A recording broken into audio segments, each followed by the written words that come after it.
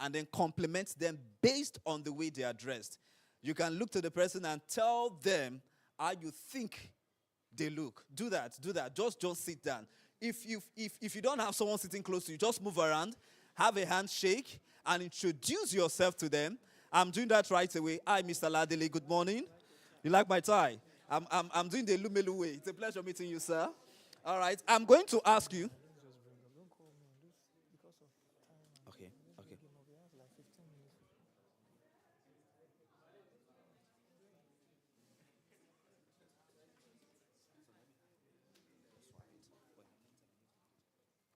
All right, so I really didn't see any movement at all. I was hoping that you're going to move and then say hi to someone, even get to the media and introduce yourself to them. You never can tell. The next contract they are going to be having might come from you.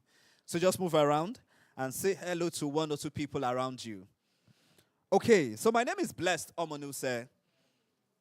It is an absolute privilege to return as your host for the second edition of this incredible movement, initiated by the exceptional Ladele John. Last year we gathered to ignite purpose. Today we are here to answer one big question, and which is how to turn passion to profit. Because passion indeed is powerful, but passion without action remains potential. This year's theme, passion to profit, challenges us to think differently, to see our gifts as opportunities, our ideas as solutions, and our purpose as pathway to impact and to build sustainable wealth for ourselves. Over the next few hours, you will hear from visionary leaders, accomplished entrepreneurs, and successful industry experts who have walked the journey. Some of you are about to start, or for some of you who are already on that journey but yet to navigate your path towards building sustainable profits for yourself through the utilization of your passion. So I plead with you, not just to listen, but to engage. Ask questions, build connections, and also be open to possibilities. Because you never can tell. The idea, the conversation, the connection that would transform your future might begin right here today. So I want to ask you this question as we move on very quickly. With you all seated here, are you ready? No, I'm not getting the response I want. Are you ready? Are you ready? The event for today. And before we introduce our first speaker, we'd like to have a cinematic opening video.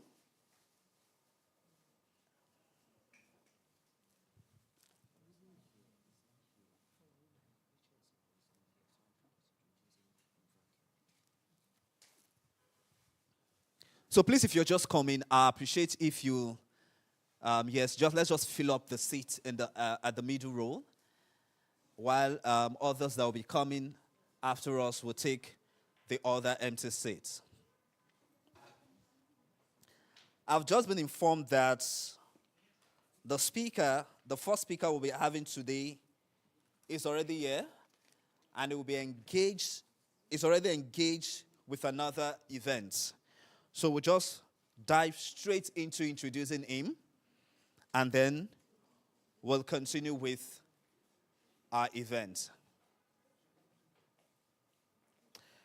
So before we have him, I'll just quickly read through his profile. Dami Oguntunde is a highly motivated, result-oriented, and experienced management consultant. He's a trainer, an author with a proven track record in management consulting, human resource management, strategy, leadership, project management, and operations management. He's a partner at Mark Willows Consulting, an education consulting firm focused on training school owners, teachers, and educators on global best practices in education. Dami also leads the corporate management arm at Mark Willows, where he trains corporate executives on leadership, communication, critical thinking, problem solving, and has, along with his partner, developed an online soft skill training toolkit for professionals and executives. While at SKLD Integrated Services Limited, Dami developed standard operating processes with process maps, manuals for all 13 departments in the organization at the time. A robust document still in use at SKLD retail outlets, offices, factories, and its headquarters. He also leads a vibrant group of about 100 Gen Zs and millennials through its weekly transformational teachings, materials, and exemplary leadership earned over its decade-long leadership experience.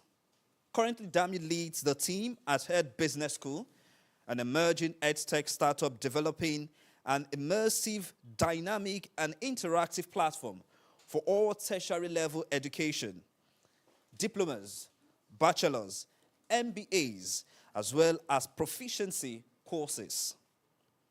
He is a public speaker, emotional intelligence expert, life coach, and an author of 5 stellar books who has won various prestigious awards over the years.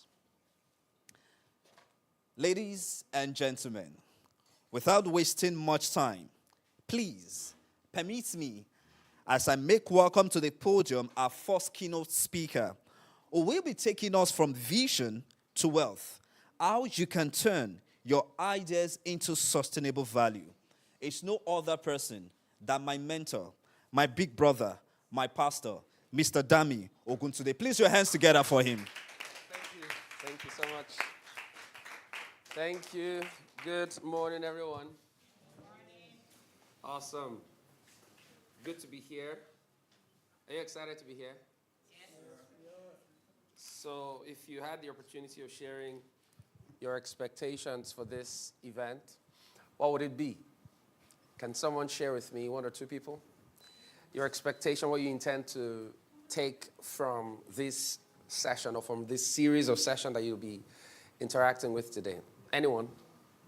Anyone? Okay, great. What's the name? Adeloye. Okay, okay. What do you do? Yeah. An accountant, okay. Fantastic, okay. All right. Okay. Okay, great, great, great. So my expectation for yes. today would be direction. Direction, I like that. That's really powerful. Okay, thank you, Oladoye. Adeloye. Adeloye, okay, thank you. Good to meet you once again. All right. Uh-oh. The magnet is really strong. So I guess I'll have to take this away from my chest as much as possible. Okay. Any other person? Any other person? Okay. Let me get on with it. I would hope that there will be opportunity for interaction at a much later time, perhaps the panel session. Thank you so much, Pastor Ladele, for having me here. Thank you so much once again. Can you please help me celebrate Pastor Ladele for the incredible work he continues to do with Thrive100. I was here last year, but in Unilag, that was at Unilag, and it was quite an experience. That was where I met Sifas, who now works with us at Hardy as well, and it's been an incredible journey. Good to see you all here. Thank you for making it down here. It takes a lot of courage to desire knowledge, to want to know more, because it's normal for especially Africans. If you cannot tie an interaction directly with making money immediately, it seems to lose the attractiveness. If someone cannot tell you, go to this store, open this bottle, remove the cover, scratch it, you find this particular thing, or you find this particular amount of money, or you win a car or something. Things don't seem urgent enough for people to take by the scruff of the neck. But when you find people who are desperate for knowledge, you have found people who in 5 years' time, who in 10 years' time will continue to lead their industries. And that's why it excites me to have you all in this room. Can you please jam your hands together for yourselves? So for the next few minutes, I'll be sharing with you, very few minutes, I'll be sharing with you on how to turn your passion into profit. Very few thoughts, okay? But very profound thoughts. Now, many of the things that I'll be sharing with you today are not things that you will be hearing for the first time. I don't think there's going to be a conference where you attend and everything you will be hearing at that conference will be absolutely new, except you probably came from a rock or something into that conference. Chances are that if you've been attending conferences, seminars, and you've been existing, you've been living, chances are that you have heard something. You've heard a lot of things. And of course, in the age of social media, these kinds of things are very ubiquitous, these kinds of information. So there's nothing really new under the sun, like the good book says. So that means nothing that I'll be saying here today might be particularly different from the things that you're already familiar with. However, something makes all the difference. So I'll share with you 3 major points that I believe will transform your life and has the capacity to transform your results, okay? But before I share with you these 3 points, I want to give you a basket. This basket is where you place these 3 points in. If you lose that basket, chances are that you cannot keep those 3 things that I'll be sharing with you long term. It's very easy to be excited about a new idea, a new conversation, a fantastic point, nuggets, insights at a meeting. But what keeps it working for you in the long term? What ensures that by next year, Thrive100, you would have become, cumulatively better off than you are right now? It is this basket that I'm about to give to you. This basket is one where a lot of people ignore, especially when they go for meetings and conferences of this nature. And that basket is the basket of execution. You see, ideas are fantastic. Ideas are great in writing, but they are better in motion. Ideas are awesome when you talk about them. How many have ever caught a new idea, something that excites you? Ideas are bubbly. Ideas it's like they have gas inside them. So once you embrace an idea pops into your mind, there is a way this idea just starts to bubble in your spirit, and you can't seem to keep quiet about it. You want to write it, you want to talk about it, you want to tell people about it, you want people to also get your excitement from hearing you. You almost feel like this person does not really understand when they are not vibing with you, when you are sharing your idea. And that's the power of ideas. However, one very notorious things about idea is that ideas are very promiscuous as well. Ideas are not loyal. Ideas don't stick with one person. Whilst they are courting you, you think you are the only one that they are seeing. You think you are the only one that they have your number, that they are calling and having interactions with. However, you don't realize that that same idea is courting perhaps hundreds of other people, and the only one they would submit their finger to. You understand what I'm saying? The only one they would allow put a ring on their finger is the one that chooses to execute. The executor is the only one the idea is ultimately committed to. So no matter how fantastic your ideas are, if you're not committed to execution, then you must enjoy the idea of just being wooed. You must enjoy the idea of just being, perpetually in talking stage, but it's never leading to anything fruitful and productive. And that's how ideas are. Whilst they're exciting you, don't take that excitement, that initial interaction with the idea as commitment.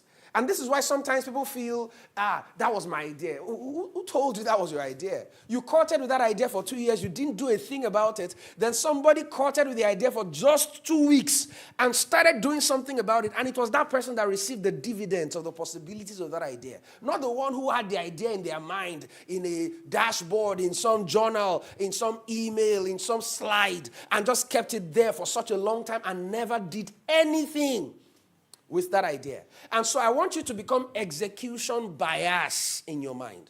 And if there are Christians here, a lot of us fall into this particular category. Because we want to validate everything. We want to get some confirmations. 5, visions. 10 convictions. 17, somebody walking up to you and saying, this is what you must do. Truth is this, by the time you get your conviction, even though that conviction is telling you that this is where you should go, now you are 16 months late. Now you're 16 months late from the point you had the idea the very first time. And so whilst it is important to get validation, emotional highs, and a sense of conviction about where you ought to go, trust me, when you are biased towards execution, you would arrive at the sweet spot earlier than the person who is trying to get all the validation and emotional, comfort from someone saying, oh, it's a great idea. Someone saying it's a great idea does not make the idea any greater than it already is. An idea does not become better because somebody approves of it. Do you understand what I just said? An idea objectively is an idea, whether or not somebody agrees with it or not. You are the one that must subject that idea to real empirical tests and validation that are actually real, get real feedback from the market. And you don't do that until you begin to execute. There's only so much I can show you about a product if I never bring it to you and say, this is what this product can do. This is what it is. It's not just an idea that I keep explaining and mansplaining and explaining. And you really can't relate with it because I've not really done anything about it. I'm just trying to excite you. Excitement does not move the needle in the market. It is actual products and services that people think is valuable enough for them to part away with their hard-earned money. To get people to carry their money and to give to you, it's going to be beyond just talking a nice job. Do you see what I'm saying? And so execution is the most important thing for champions. It is great to have ideas, but it is far more important to be executionary in your profile, especially as an entrepreneur, especially in Africa. You don't have all the time to explain. And so the basket in which you must place all the 3 things that I'll be sharing with you today is the basket of execution. You must be ruthless in your execution. You must be ruthless in your ability to get to the field and begin to test out the assumptions and biases you have in your mind. The things that you have always thought is what the market will reward. You don't know until you begin to really test those things. Okay? So that's the most important thing. As you're leaving this place, understand that beyond ideation, beyond brainstorming, beyond having fantastic ideas in your journal, in your notes, you must be execution bias. Remember, ideas are great in writing, but they are better in motion. 3 things that I'll be sharing with you today. The very first thing is this, that money, currency, wealth flows in the direction of value. Money, currency, wealth flows in the direction of what? Can you talk back to me? In the direction of what? Value. In the direction of value. This is an objective reality. No one will pay you money because they just like the way your face looks. Nobody's going to give you money in the market simply because you need money. I remember going to buy a bus for the church some time ago, and of course there were several vendors there with several buses that I could get from, and I got to this guy and I was asking him about his bus, and he started talking and everything, and I said, no, I don't like this. I mentioned some things. He couldn't give me a satisfactory answer about his bus and its performance, so I was going to go to the next guy, in the vendor list, and I'm like, please, you're not giving me what I want. And the guy starts to beg me. And he says, I shall know you, that my children, my mother. And I'm like, hey, I'm sorry about what you're going through, but I can't make an emotional decision on this premise. Moreover, I am here in trust. I'm not even the one buying it for myself. I'm buying it on behalf of an institution. There's no way I shall now make an emotional decision because of your unique personal challenges that every single person in the world has some form of unique problem. So exactly how, where do we draw the line when it comes to leveraging emotional bias as a means to transact in the market? The market is not there to be a dashboard to reveal how much desperate you are in need for money. Everybody knows we all need money, but what determines who gets a lot of that resource, a lot of that money, is entirely dependent on value. If your value is not obvious enough, money is not going to flow in your direction. It's just that simple. It's very important to pay attention to what I'm saying so that you don't begin to use emotional blackmail, cheap blackmail tactics to get money out of people's pocket, because that is literally robbery by other means. You're not putting a gun to their head, but you're using robbery tactics to get them to bring money out of their pocket. Because that boss, I'll buy it and I'll regret buying it. Because I'm seeing objectively that this boss is not good, but now, this guy will eat now, his family now, his mother now, he needs money now. Who does not need money? But you can't leverage emotions. You can't be using blackmail tactics to get money out of people's pockets. You've got to present value, objective value. Because resources, wealth, money flows in the direction of value. And that's why the word is currency. It's gotten from the word current. And every current flows. Every current flows. And there are two things that determines the direction of every current. Two things. Number one is gradient. Number two is concentration. And I will explain what I mean. Number one is gradient. That is, something will not flow from a place to another except a gradient is established. That gradient creates a higher plane and then a lower plane. And then the force of gravity does the rest of the work. Because there is a higher plane, and then you drop water on a higher plane, naturally begins to flow in the direction of least resistance, which is downhill. And that is because gravity is a constant in this life. That means until you establish a compelling reason for people to drop their money in your account, there is no way they will drop it. If you have not given them something that makes them know that I will be better off with this product in my arsenal, then there's no reason why they will just give you money. And notice how that when people are giving money only for empathetic reasons, there is a range that they can give. There is a range. If all I'm giving money for is because I'm pitying you, well, I know that you can get as much of that from hundreds of people, so I can only give you maybe 100, 200, 500. If I'm being very generous, 1,000 and all of that. But for value, it's no longer a function of I pity you, I give you money. Is this thing and the value of what it can contribute into my life, is it worth 2 million naira? Then I'll give you that 2 million naira that you have asked for. Do you see what I'm saying? You can't be living your life based on eliciting emotion from people, eliciting pity from people. That is not a business strategy. You have to give real value.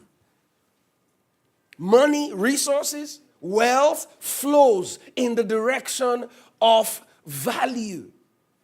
And that currency, like I said, comes from the word current. And current often flows in the path of least resistance. You must create a gradient. It must be clear. You must tip the balance of value. Somebody must see that indeed there is something down here. And then they flow in your direction to give you resources. Is that okay? Or there's osmosis, which is another reason why things flow from one direction to another, where there is higher concentration somewhere and there's a lower concentration somewhere, and then resources flow in the direction of the lower concentration. But something must pull that thing, isn't it? Something must pull that thing from that place. So what is the value that you have that is pulling resources out of people's hands? Because it is that valuable. Imagine if oxygen came at a cost. Imagine if oxygen came at a cost. It would be the most valuable resource in this life. Because you at least have to be living to do any other thing. It becomes the most powerful. And, God is just so merciful that the most important things in life, he has made them absolutely free. And that's why sometimes we take him for granted. Because imagine if oxygen was pay-per-use. Or you subscribe to data. And once your oxygen level is going down, you have to go and plug somewhere with your 20K. And this one will last you for only 1 week, depending on how much your activities are, because your activities determine your oxygen usage. You see people just be hibernating. Say, my oxygen levels are very low. Just imagine that. Value, extremely important. So currency, wealth, money flows in the direction of value. So you ask yourself that very critical question. What value am I offering? It's just that simple. What value am I offering? What value am I offering? And when you think about it, The Maslow's hierarchy of needs is an important framework to use, and I don't have the time to go into all the details. But think about the Maslow's hierarchy of needs. That hierarchy puts some things at the top echelon and some other things at the lower bottom of the pyramid. The things at the top part of the pyramid are so important that the moment anybody has any form of money, the first things they tend to settle are the things at the highest level of the hierarchy of needs. Things like food. Before you think about shelter and then clothing, before you start talking about other things that are, they are not a showstopper for life. Things like education, for example. I'm in the educational business, and that is why I know I'm not at the top of the echelon. Now, to the extent that the value you are offering is at the top of the echelon, it is to that extent that your market is guaranteed. And the difference between a product or a service provider and another doesn't have to be so significant for you to pull your own demography. And I would explain what I mean. If what you are giving out as value is cooking food, it is such an essential thing that even if you have no degree, but you can cook food very well, you can build a house on top of that food that you're cooking. Because it's such an essential thing that even when we know that the president of a nation will not be your customer, but there is so many people within the demography that you are servicing that will find your value useful for their context, that they will constantly come to you for patronage. And when you compound that level of patronage, you are already making millions, much more than people that are, wearing white collars and going to offices every single day. Because the service you are offering is at the very highest level of the hierarchy of needs.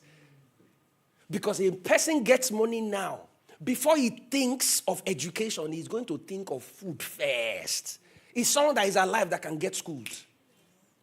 Because when you go further down the hierarchy of needs, then the capacity you have to earn a living is directly proportional to the perception of value at that level. That means the difference between someone making money from education and someone that is not making money from education, the difference has to be significant enough for the demography that needs your service to come to you. Because you are at a level where the obviousness of your need or the obviousness of your value is not clear yet. And so whatever you are offering, the differentiator has to be extremely clear for you to still be able to attract your demography of audience. Whatever I'm sharing with you right now, I hope you really understand what I'm saying. That means if what I'm cooking is food, even if it's not the best of foods in town, if it is food, I will get somebody to buy it. But if what I'm selling is a luxury item, that luxury item has to be so luxury, and I have to target it to the 1% that can afford it, and they must compare it to other people that are offering the exact same thing and consider that my own is far better for me to be able to attract them consistently over time. The level of penetration, the level of segmentation, the level of attention, the level of service delivery, the level of excellence in the delivery of the service has to be optimized to a very high level, depending on where I'm at in the grand scheme of things. And this is why when it comes to the food chain, the food conversation, I'm using food because it's one of the most foundational needs that we have as humanity. The differences can be so significant, but every single person has their market. When you go to the restaurant that is selling 60K, they have their market.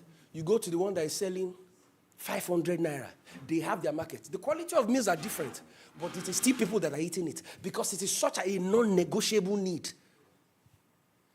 Value, the things that will define what value is. Number one, is it needful? Number two, is it affordable? And number three, is it indispensable or dispensable? In another way, does it have an alternative? These three things will help you determine what your own value is. What I mean by that is this. If something is needful but is not affordable, Oga, you still don't have value. Because the people you are selling to cannot afford it, so they will just move on. They will look for an alternative. They call it Waroko. For those who understand what I mean. They'll say they'll use Oracle to replace Ada. They'll find an alternative because what you are selling, even though it's needful, is not affordable.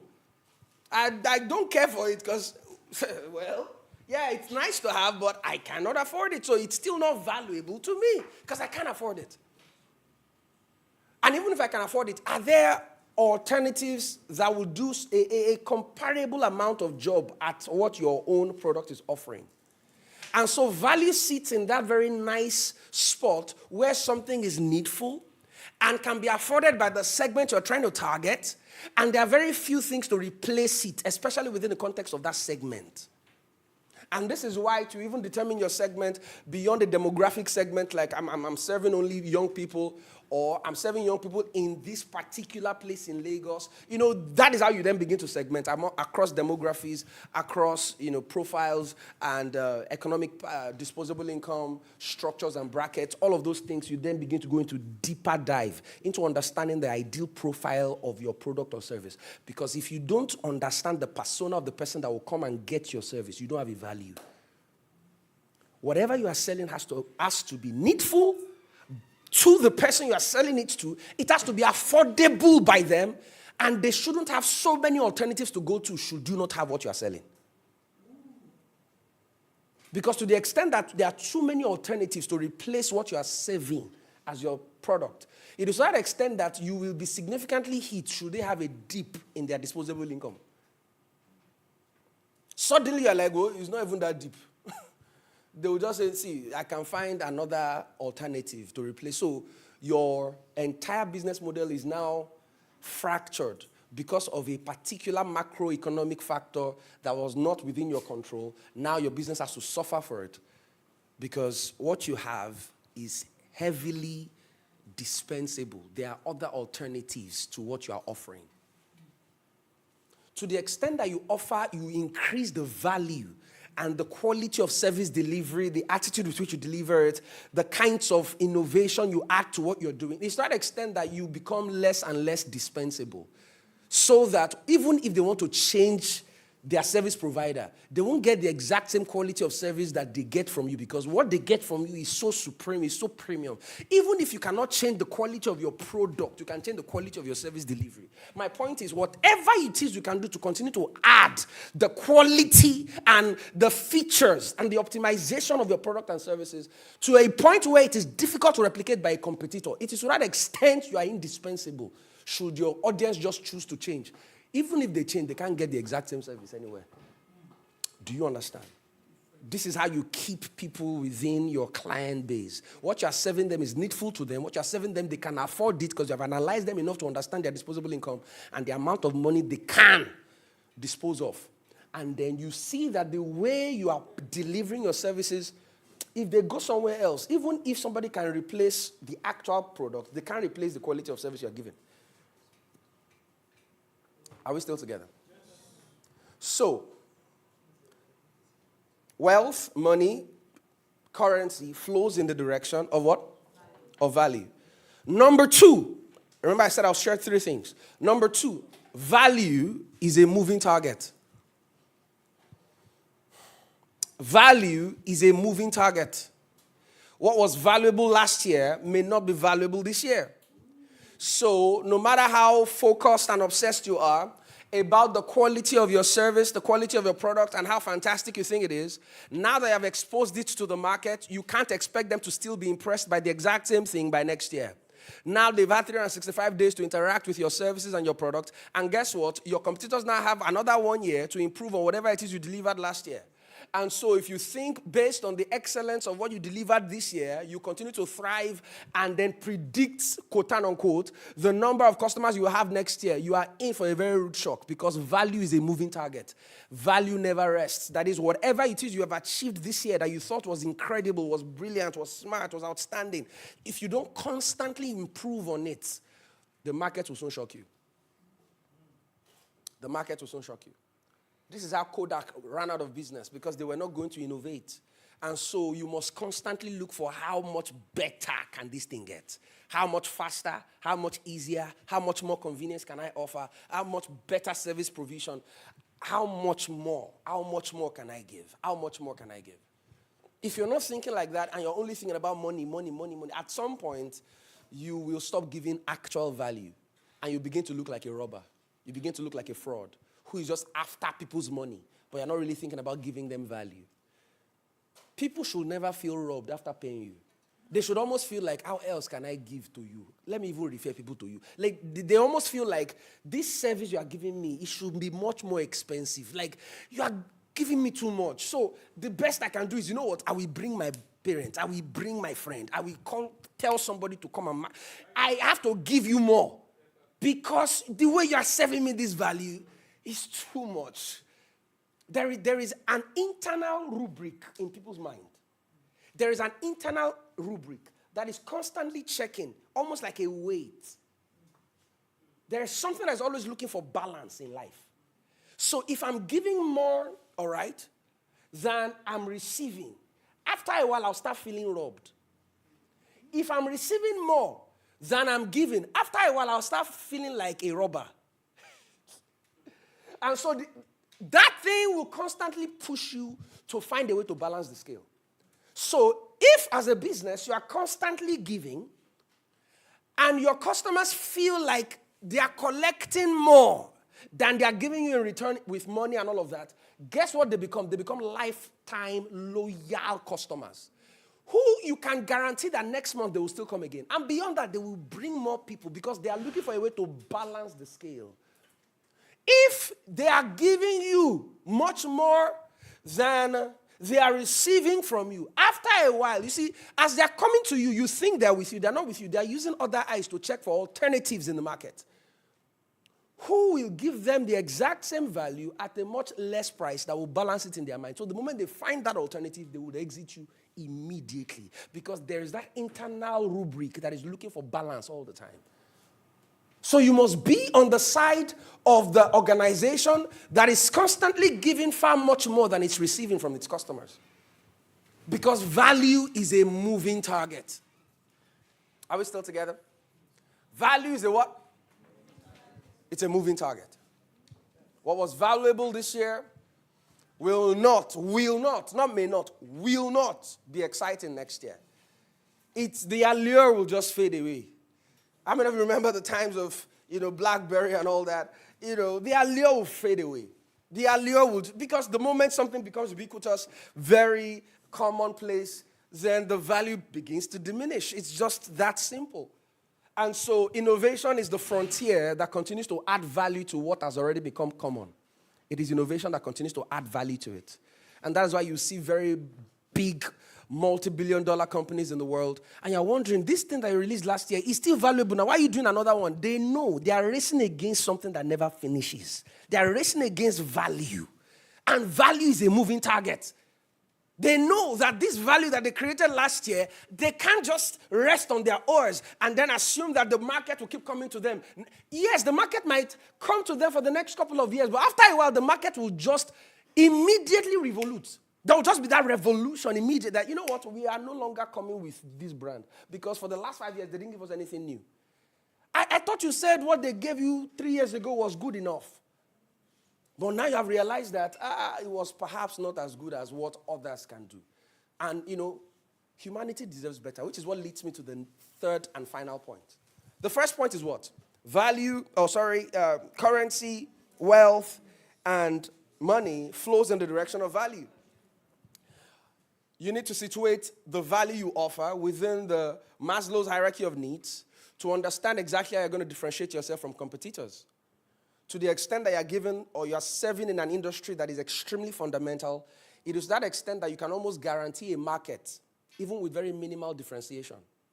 The further down the line you get, the further down the pyramid, the further down the hierarchy of needs, the higher your need to differentiate yourself exclusively in order to attract any form of patronage. Because at that level, because it is not such an essential need, the segment of people that needs and requires that particular service is not much. The segment of people that need food is global. Do you understand? There's nobody in this life that does not eat. Even though I saw a video online of someone that has survived years without food. I didn't watch it because I'm not planning to be like that. So I'm wondering how the person did it. My point is every single person in the world is a potential market size when it comes to food. But that's not the case for every single product and service. Do you see?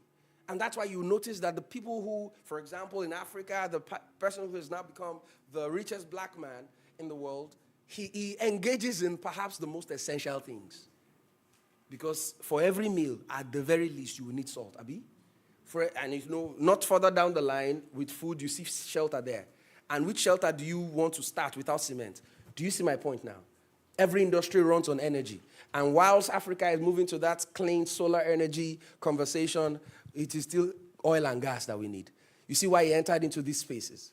Now he's moving into detergent. You see, he operates at the highest level of the hierarchy of needs. Food, shelter, clothing. He knows what he's doing. Because further down the pecking order, your differentiation has to be strong for you to attract any form of market. All right? So, money flows in the direction of value. Number 2, value is a moving target. Never rest on your oars. Continue to optimize. Continue to improve the possibilities of what you offer your customers. And then finally, sustained value is a direct, product of an obsessive desire to serve humanity. I'll say that again. Sustained value is a direct product of an obsessive desire to serve humanity. You must truly believe that human beings deserve the best. You must truly believe it. If you don't believe that, at some point you will stop striving for excellence. You will stop striving for better. Because, have I not tried? What else do you want me to do? No. God thinks man deserves the best. And so must you as well. You see, if you don't think like that, you will not put absolute thought, meditation, into the quality of your product and services. The kind of person and your perception of a person that you are going to serve will determine the level of preparation that you put into your service. The perception you have of your customers, the perception you have of your clients. What do you think they truly deserve? Because if you are making shortcuts, if you are trying to cheat them, you must think they are not the image of God. You must think there is something substandard about them. Like, why do I need to create such a fantastic place for a rat? A rat is a rat. But a human being deserves better. You see, if you don't believe that humanity deserves the absolute best, then at some point, your excellence will have a threshold. Excellence is possessing a good quality at an unusually high degree. That is what excellence is. And like I said, value is a moving target, but sustained value is a direct product of an obsessive desire to serve humanity. And that is why you notice that most of these billionaires, after a while, they begin to think about the next frontiers of existence. What next? How can we solve malaria? How can we solve? Of course, we can start debating, all the conspiracies around their real agenda and all of that. But my point is, at a level of industrial growth and wealth creation, it's no longer about, I want to have more money. Do you understand what I just said?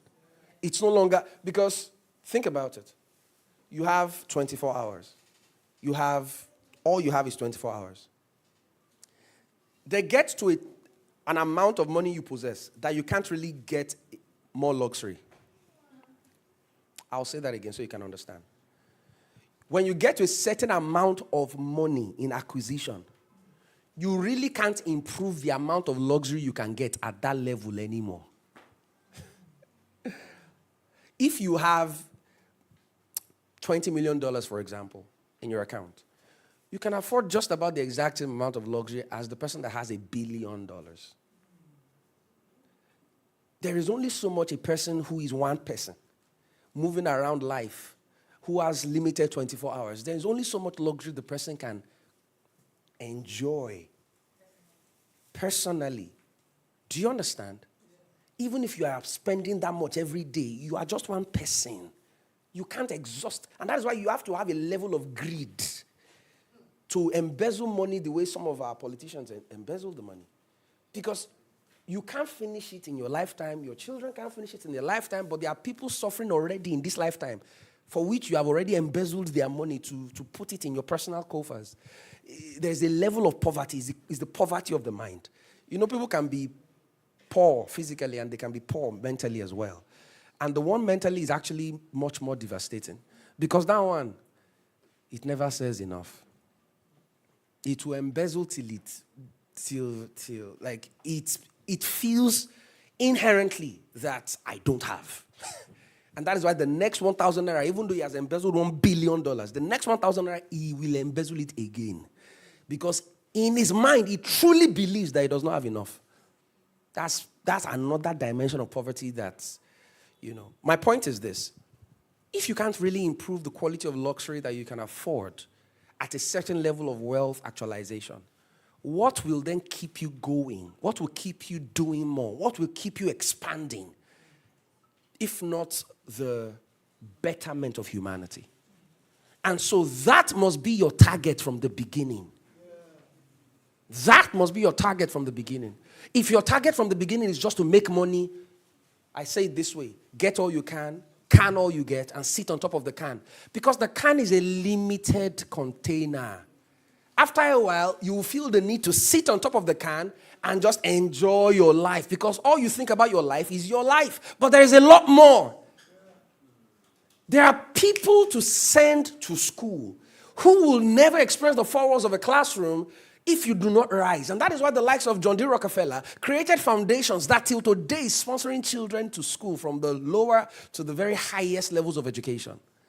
Because the quality of their wealth was not all about their own primitive family or their primitive realities. It was much more about humanity. And so sustained value is a direct product of an obsession with serving humanity. If you really are obsessed with serving humanity, there is no end to how far you can go to ensure that humanity really is served exactly what they deserve. I say it this way: there is a line below which no human being should fall in terms of dignity. We talk about, poverty line, but there's also something called dignity line. There is a line below which no human being should fall. It doesn't matter where you came from. It doesn't matter your race. It doesn't matter what part of the world you came out from. If you are human, you are in the image and likeness of God. There is a level of deplorable state of living that you must never, ever experience. And in order to achieve that, it can't be just all about selling. It has to be doing good beyond selling.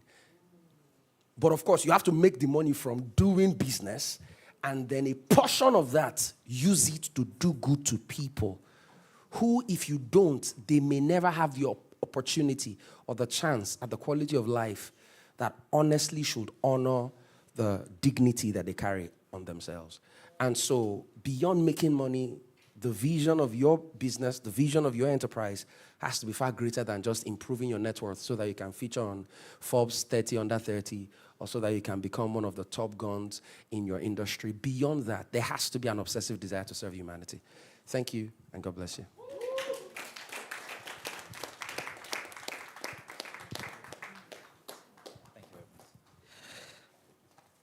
Please don't stop clapping. Don't stop clapping. You can do better than that. Thank you so much. What a powerful charge, right? Am I correct? And when I saw Dami Oguntunde as the first keynote speaker, I knew that whoever put this together did a very good job. And that's a way to start a conference like this. Please, once again, a round of applause for him, please. Okay, just to inform you that Dami is coming back. Okay, he has so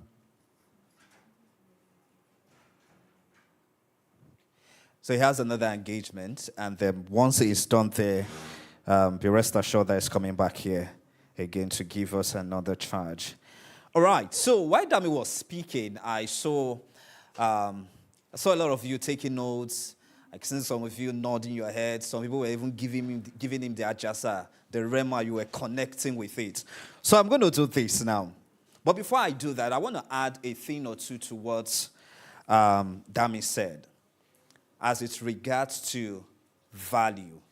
Being a person of value, either as an entrepreneur, if you're a business owner, a young professional, if you're working with an organization, and also as an undergraduate, if you're still schooling. I'll share with you an incident that happened in my company sometime in May. We had the new MD who resumed January this year. And then she was amongst the other KPIs that was given to her by the board was to reduce the number of the head counts. That's the staff. Yes, I'm being honest with you. And for some of you here that don't know, I work with an oil and gas industry. And it's an industry that you just want to spend all of your life in and without even thinking of leaving anytime soon. But I have a colleague in my department. I work in the comms department. I met him in the company. He has spent 8 years in the company. And he does only one thing. Only one thing.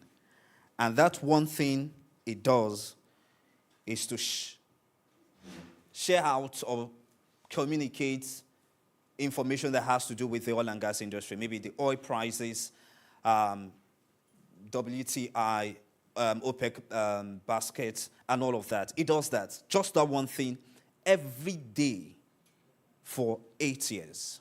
And then some other little assigned responsibility. Then, when the list was put together, unfortunately, his name was there. But prior to that time, I was having a conversation with some of my colleagues in the office, and I said, I don't know, I just had that feeling that, okay, so something happened. Before the new MD came on board, the previous MD had an executive assistant. So the executive assistant, because they don't want her to leave, she was drafted into my department. And then when she came in, my line manager had to re-strategize and restructure the department and look for some other responsibility to give to her, because we're just three in the department, myself, my line manager, and that's my other colleague that was, let me use the word, sacked. And then some of the work I was doing, because I was always complaining that the workload was just too much, so some were taken from me and then given to the lady. Then I was speaking with some colleagues in the office, and I said, see, if I talk to this guy, because he's older than me, he will not want to listen to me. So I know you and you are quite closer to him. But I want you guys to talk to him, because I fear that with this management change, there's going to be a lot of changes in the organization. Of course, there were a lot of changes, and we could see some, but nobody was thinking or expecting that there will be a reduction in the staff strength. So I spoke to them to talk to him, and which they did. And he just took it with levity, and because his elder brother brought him into the company when we had one of our previous MDs. And that MD happens to be, the former MD happens to be one of the shareholders of the company. So he believed that his stake in the organization, even though his father is not a shareholder, is safe. Do you understand what I'm saying? And then it happened. 20 people were asked to leave. 20 across all business operations, across all departments. 20 people were sent back into the labor market. And when he got the letter, guess what happened? He started cursing, swearing, and saying all the years he has put into the organization, this is how they paid him back. But you know what? If you are a person of value, you don't need to say much. Even while you are not in the room when that deliberation is being made, one or two people will speak in your stead. And that was actually happened. So from what Dami has said here, if personally I didn't take anything out of this room, I'm taking one thing out. Be a person of value. Either as an entrepreneur, either as a young professional in a corporate environment, or even as a student, still trying to navigate life. because you never can tell, you just can't tell where you will find yourself, and that value that you bring to the table will speak for you. So I'm going to go around now. I'm going to ask you some questions before I bring in my next speaker. So what is your take home for all that Dami has said? I'll start with you. So you tell us your name and what you do. Then you give us your own key points that you're taking home with. All right. Good afternoon, everyone. All right. My name is Adeloye Mayowa, but most people call me Adeloye. So I'm a final year accounting student at the University of Lagos here. So I'm an AAT holder and associate of accounting technicians, and I'm very close to being a chartered accountant. I'm at my last stage of the exam. So yeah, my take home from what he said, I think everything he said was amazing. But the last part he said, he said sustained, to be able to have sustained value, there must be an obsession to serve humanity. So we have to feel that humans deserve the best. So, and he also mentioned that is what will actually help you kickstart the business. So you might have a vision, and in order to fund that vision, you feel, where am I going to get the capital? Where am I going to get all the money to put into all this? But then another business idea can come. Then from there, you go into that business idea, and you work with it, then you engage it very well. Then from there, you get money to fund your actual vision, which you have originally. So vision, or service, the urge to serve humanity is exactly what can push us, what can give us the drive to keep pushing when things even get tough, or to help us sustain our value. So that's basically it. Thank you very much. Please a round of applause for him, please.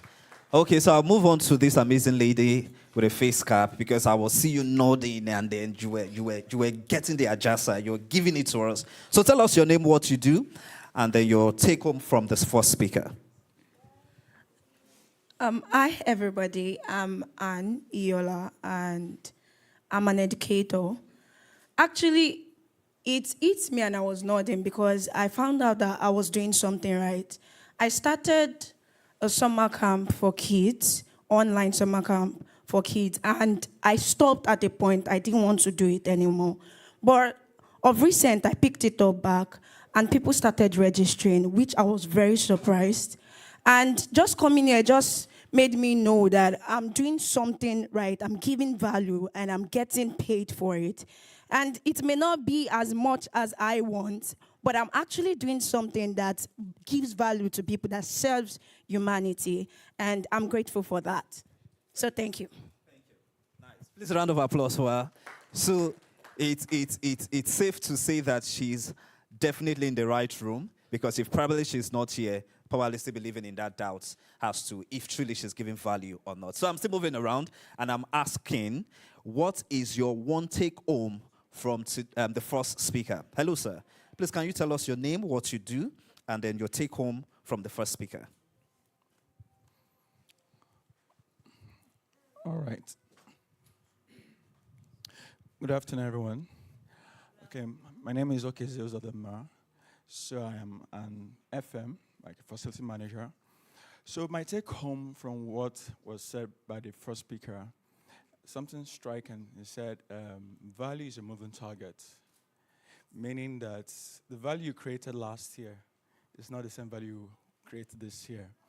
So it just shows that one just keeps have to envision, innovate on that he has created. And for me, I just want to take it a top notch higher, where I just have to keep improving on my skills. All right, keep improving on my skills, and knowing that this is going to reach the people that will need it at the end of the day. So that's it for me. All right. Thank you. Please a round of applause for him. All right, let me get to one more person. I have my amazing friends there. Uyi. So tell us. We know you already, but for those who don't know you, so just give us an introduction of yourself, and then you take home from the first speaker. Thank you, everyone. Good afternoon. My name is Linda Uyi, not Uyi. Yes, so I was actually engrossed in the first speaker's lecture, and my first take home was that part where he said, ideas are very promiscuous. And I kept smiling all through because he mentioned it, he said ideas only stay faithful to the executor. So if I am not the executor, I have a lot of ideas in my head. I even have a pen. I have a tab I write. I have a pen. I have 3 books, different ideas. Anytime it comes, I write it. And I'm like, oh my God. So I've been thinking that I'm doing something right. While all along, I've been writing ideas that somebody else is also getting those ideas in their head somewhere. And that person might execute it. And I'll be looking, I'll be like, okay, I thought of this, so how come this is happening? So it made a lot of sense to me, and it's a wake-up call for me to probably act on that very idea that has been on my mind all along. Thank you. Please a round of applause for her.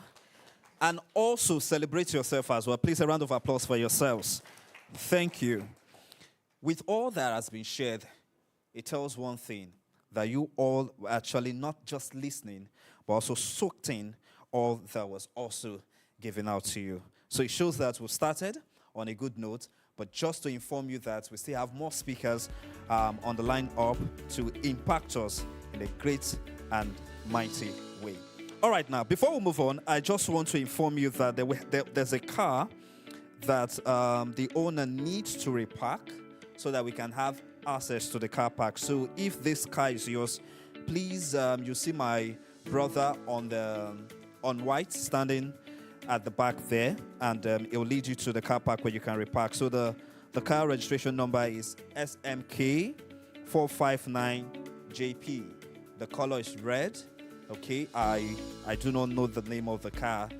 Okay, I guess it's the one. All right, thank you very much. So we've sorted that out.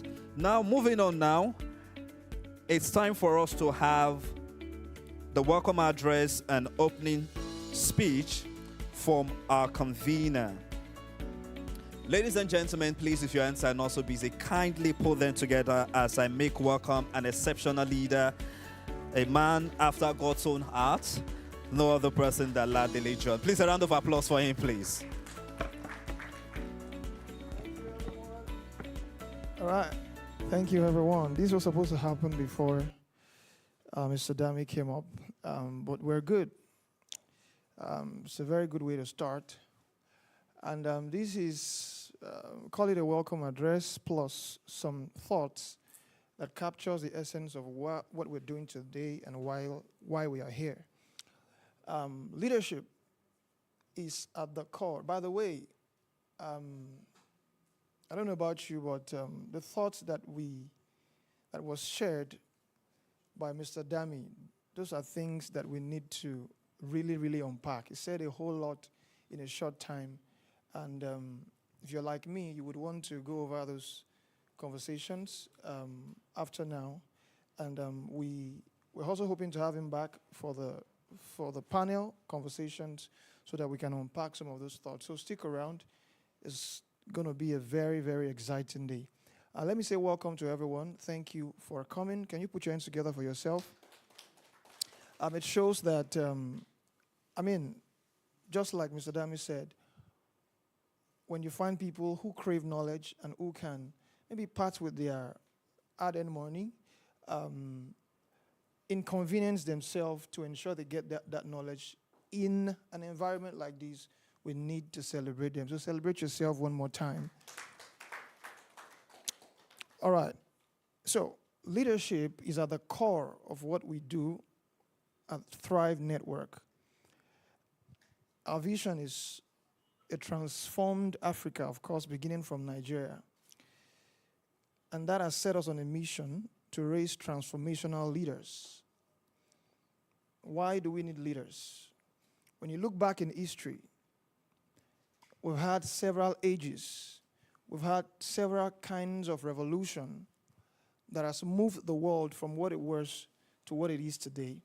And all of those changes and transformation rest on the shoulder of leaders.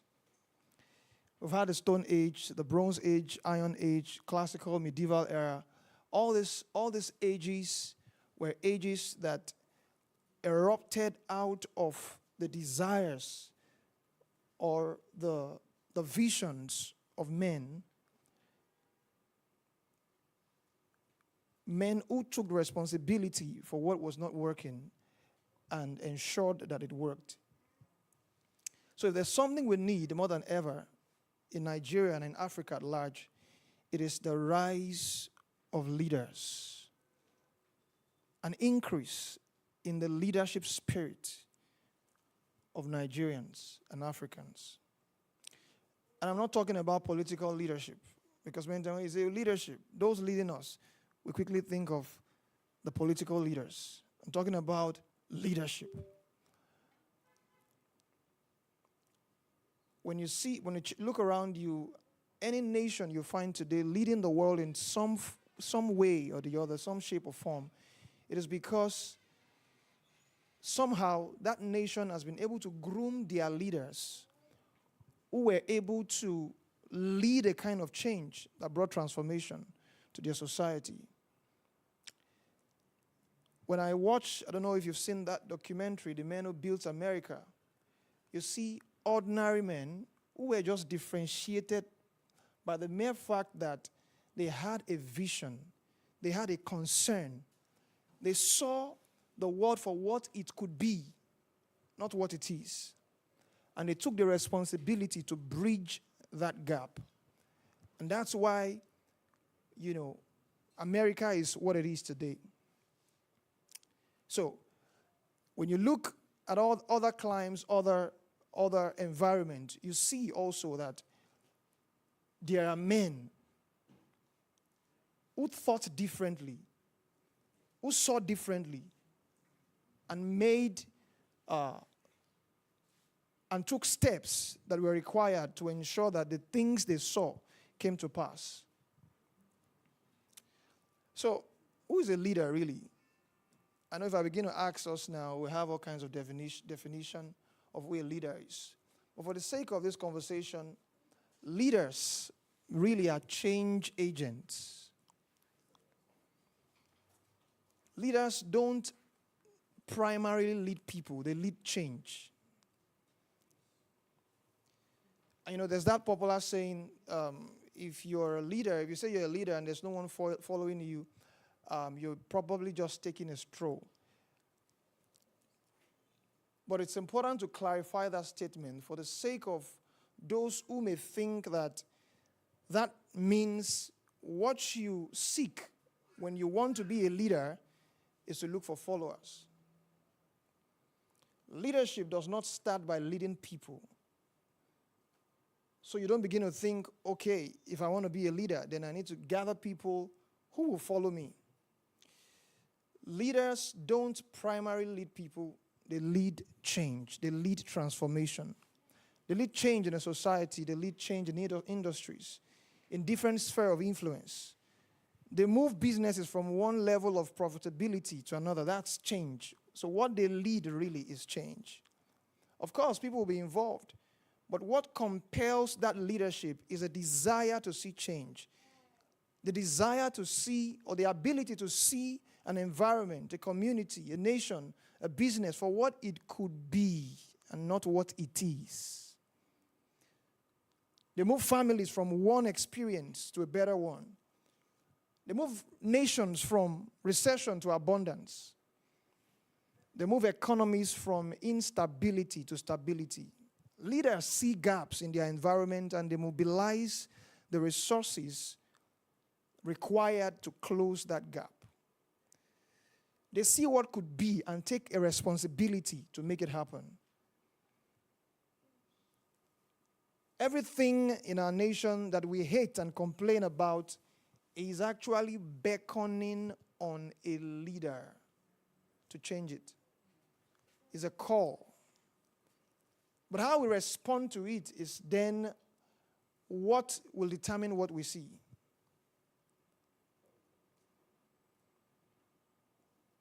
So, when we see gaps around us, it's an invitation, a call for a leader to arise and take responsibility to close that gap. And just one thing I want to mention that can unleash the leader in you, because I believe this is where it begins from. We're talking about passion to profit, but it's not just about making money. And just like we heard from Mr. Dami,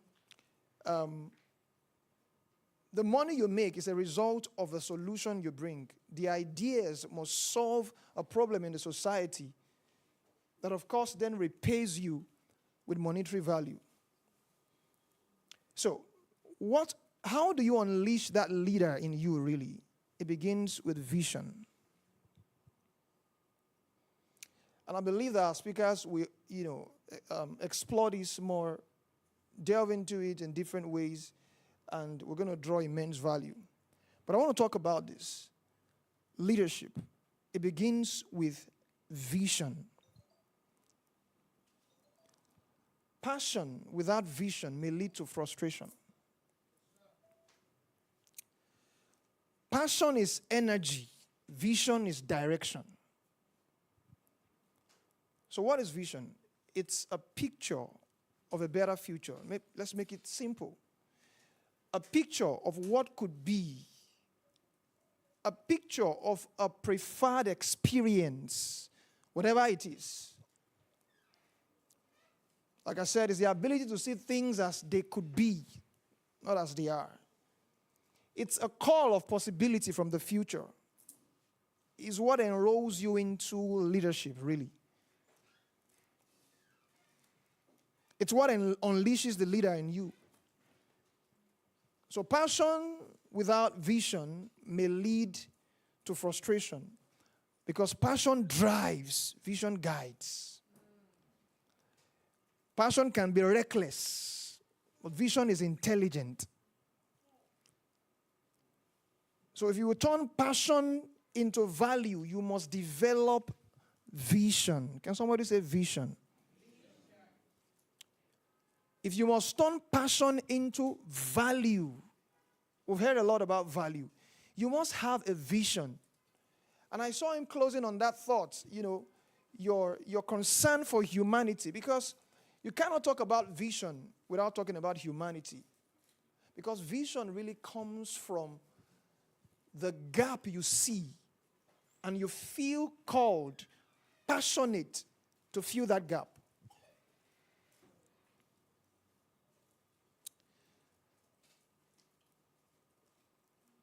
What you do or what you love to do is not as important as what it can achieve, what it can accomplish. Let me say that again. What you do or what you love to do is not as important as what that thing can accomplish. If all you do is love to do it, you may just enjoy doing it. But what value does it really bring to others? So vision is the reason, the goal, the purpose you are running with. The passion may drive you, but the vision guides you, ensuring that your passion achieves something valuable. So business leaders don't just talk about what they love to do or what they are passionate about. They talk about the goals they want to achieve. They talk about the opportunities that abound, the business of their passion.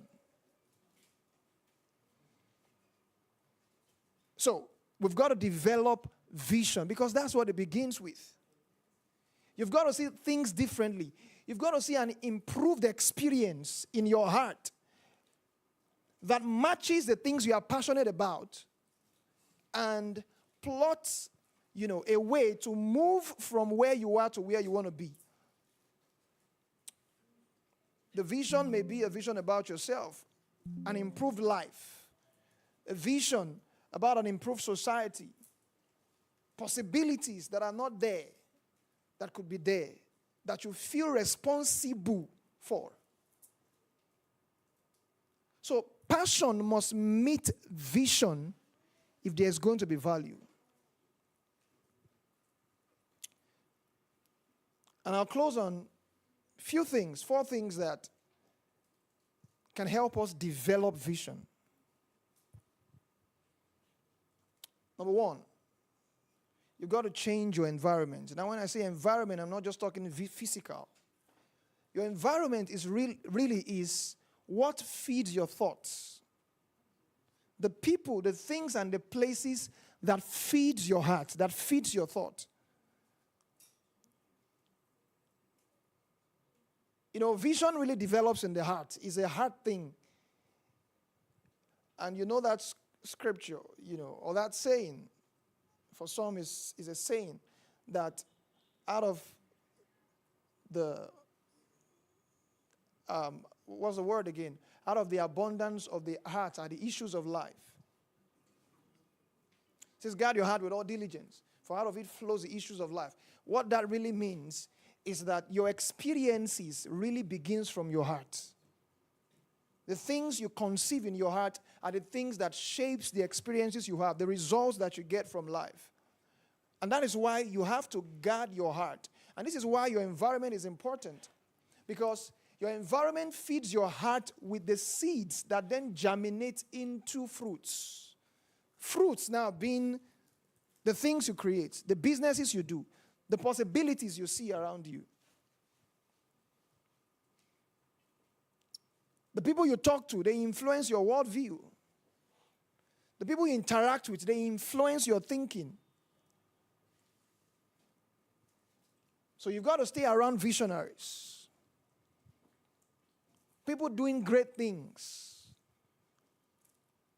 Because when you see people doing great things, it opens up possibilities in your own life also. When you see people's light, you easily find your own light. So to develop vision, you have to consciously cultivate an environment that is friendly with vision, that feeds your heart with the right seeds. Number two, study. And when we say vision, vision is about sight. It's what you see, the opportunities you see, the possibilities you are able to see. There are possibilities, there are gaps.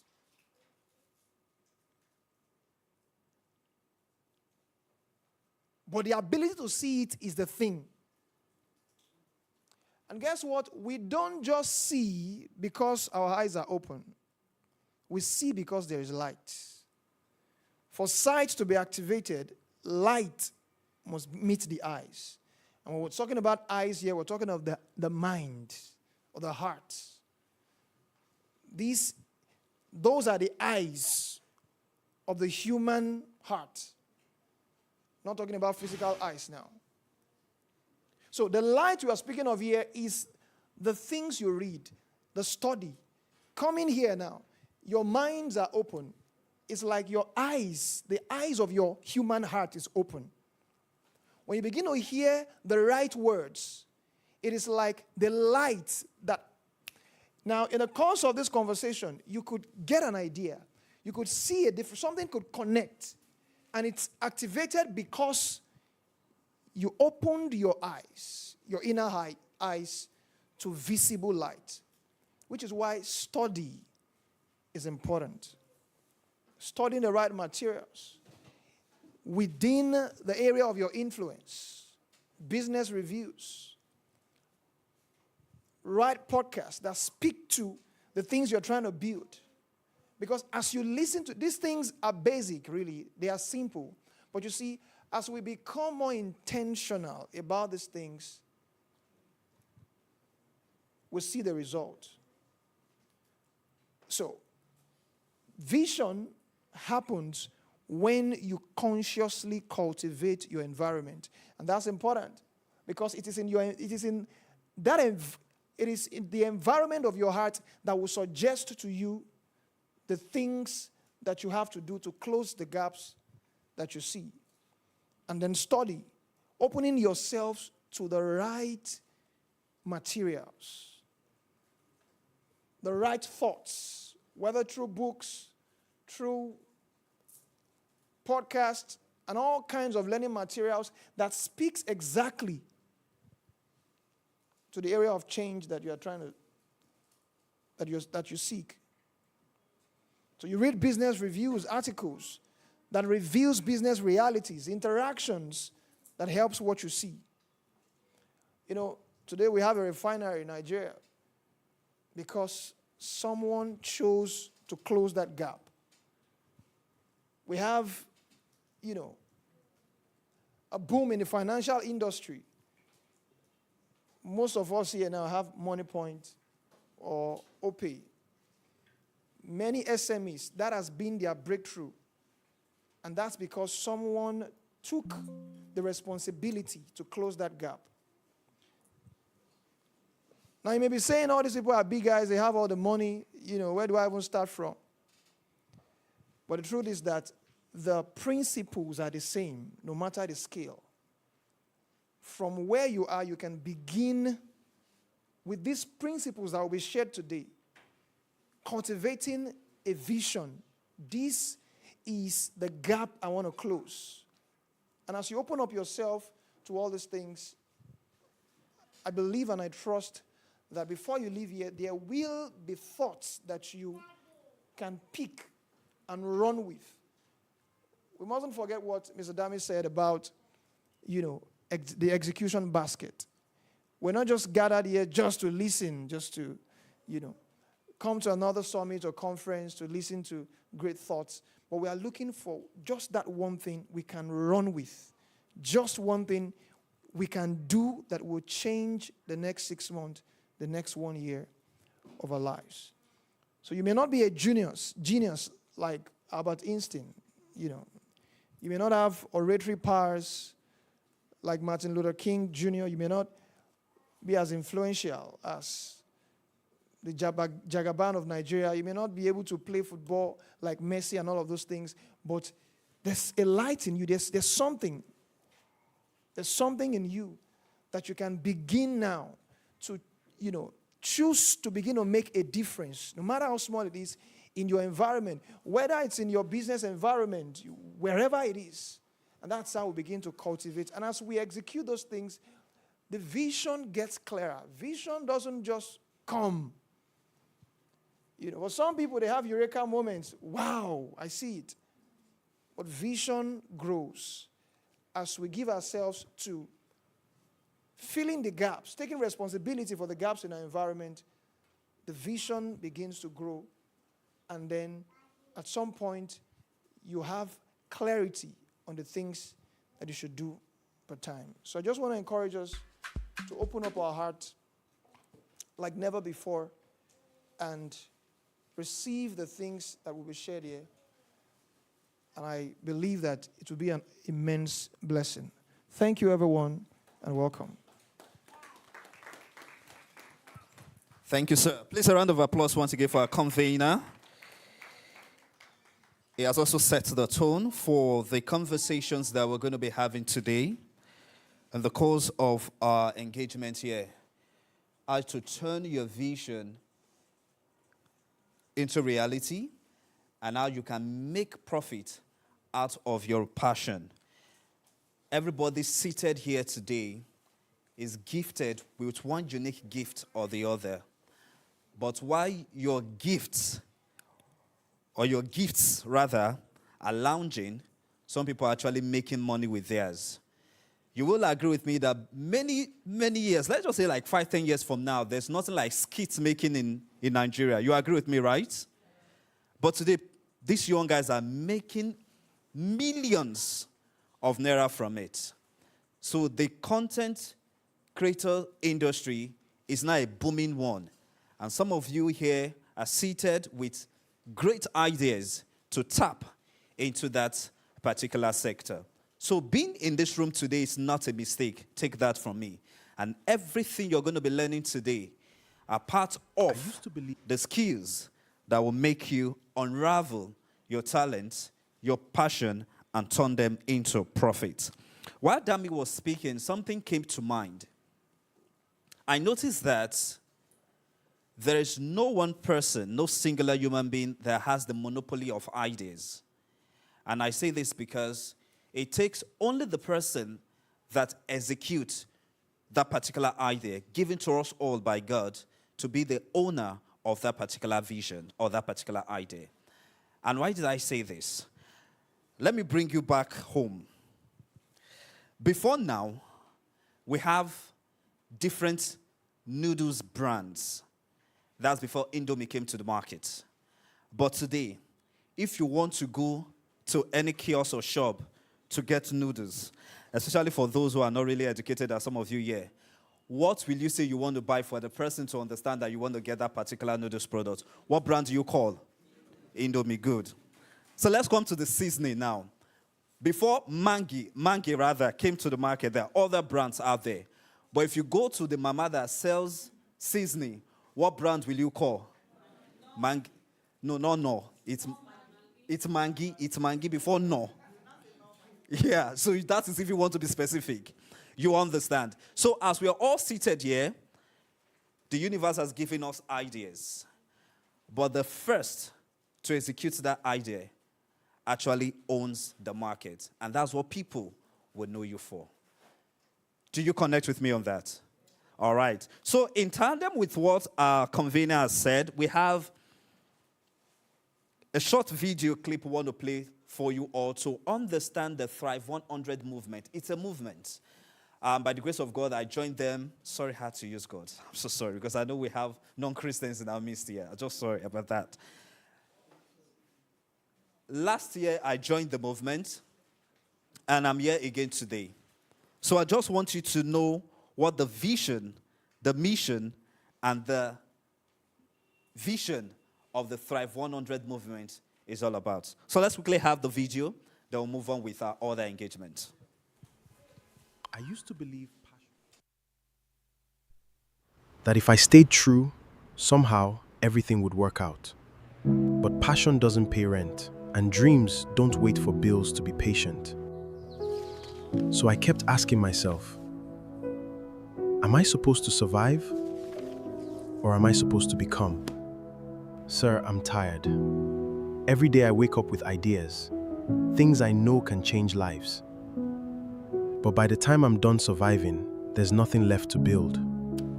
I don't want to abandon my passion, but I also can't keep bleeding for it. Is there a way to grow without breaking myself? Ken, you see, passion isn't meant to punish you. It's actually meant to be positioned. You're not lost, you're just unaligned. What you need now is clarity and direction. There's a way to build actual vision and value. There is a way to turn passion into impact and profit. And that's why you need to be in the right room. He told me about Thrive100. And that's when I realized survival doesn't have to cancel vision. This is a room for people like me. People with ideas, people tired of waiting and are ready to grow. So, if you've ever felt stuck between what you love and what you need, this is where clarity begins. Come, let's learn how to turn passion into profit. That's great. So I've just been informed that it's not the vision for the Thrive100 movement, but just for this particular event. Before we move on to having our next keynote speaker speak to us, I want to engage us all. I said earlier when I started that two things I do when I anchor events. One, I give opportunity for networking. And so I like to take you down memory lane. Okay, I've done the first one. Now I want to take you down memory lane with the second one. Everybody here, unless those two amazing children at the back there are still in primary school. So some of you still, I don't know, but if you still remember, some of those songs you sang back then when you were still in primary school. But if you can still sing them again or recite them again, it shows that we all went to the same primary school. Are you ready with me on that? Media, let's have it. Are we together? Please, can we be upstanding? If you want to dance, you can dance. Please, let's be upstanding, please. Let's go. Upstanding. Let's be upstanding, please. Let's go. Wherever you go, whatever you see, do not say. You say? Wherever you go, whatever you see, do not say when you to say. Traffic light, traffic light. You say. And yellow says, And green says 8 o'clock. Let's go. Give it to me. Kind of. I can see my if you can sing this, then we went to the same primary school. I can see my colleagues here. It's a reunion.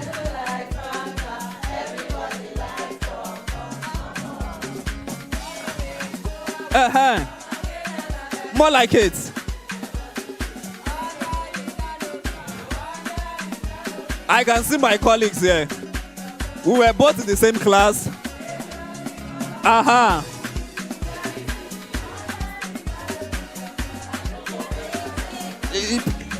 That's it. Let's go. We're age. We are.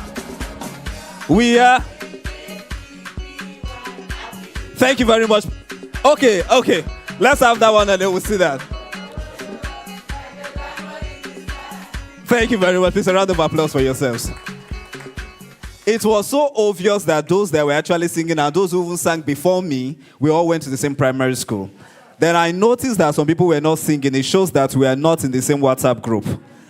All right, thank you very much. It's now time for us to introduce our second keynote speaker, who is going to be giving us deep nuggets, insight, and strategies on how money can work for us. She's going to be giving us rules on smart investments. One thing I've come to realize lately is that if you have a lot of money seated in your bank account doing nothing for you, you are poor. Yes. So while you are sleeping, your money should be doing something for you. So it's not enough to say I have 10 million naira in my savings account or 20 million naira in my current account if those money are not doing anything for you. But how do you convert those money to become, let me use the word gold mine investment for you, is what our next keynote speaker will be telling us. So I'll quickly take her profile and then introduce her to the podium, and then she will unleash on us all that she has for us. Oluwatodimu, pardon me if I murdered that name, I'm so sorry. Oluwaleoni is a result-oriented business development professional with over 12 years of experience in banking, wealth, and asset management.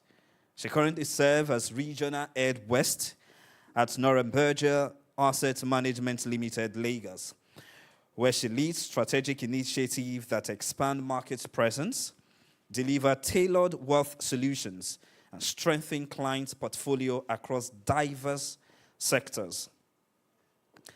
Her career spans leadership roles at FSDH Asset Management Limited, where she managed institutional portfolios as team lead, institutional sales, and earlier positions at United Bank of Africa PLC, that's UBA, and ARM Investment Managers, where she specialized in corporate and institutional portfolio management. Our guest, or better still, our keynote speaker, holds a master's degree in international law and diplomacy and a Bachelor of Science degree from the University of Lagos, UNILAG. Are the great Akoka here? Great. We have only one of them. They always like to show themselves. Okay. Moving on. Complemented by specialized training in financial planning and wealth management. She is passionate about excellence, impact. She has consistently delivered measurable value to individuals, organizations, reinforcing a reputation as a trusted wealth advisor. Ladies and gentlemen, please, if your ends are not so busy, kindly put them together as I welcome our next keynote speaker, Miss Oluwaleoni, to the podium. A round of applause for her until she gets to the podium. Thank you very much, ma'am. You're welcome. Good morning, everyone. Or rather, good afternoon, everyone. Apologies. I know my presentation was supposed to be in the morning, so I think I'm already wired as at morning. But good afternoon, everyone. Good to see us. I like the energy, right? And for me, I like to, keep my presentations or my discussions, engaging. So I'd like to start. How many of us have, investments here? Or should I start with, how many of us know about investments? What do we know about investments? Who would speak to me? Okay. Please tell us, what do you know about investments? All right.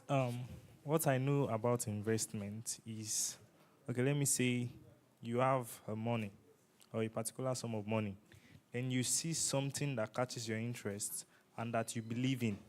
Then you take that particular sum of money and take part of it to put into that business or that venture that you believe in. So you are basically owning a part of it. So that's what investment is to me. Thank you. I think he has just simplified it for me.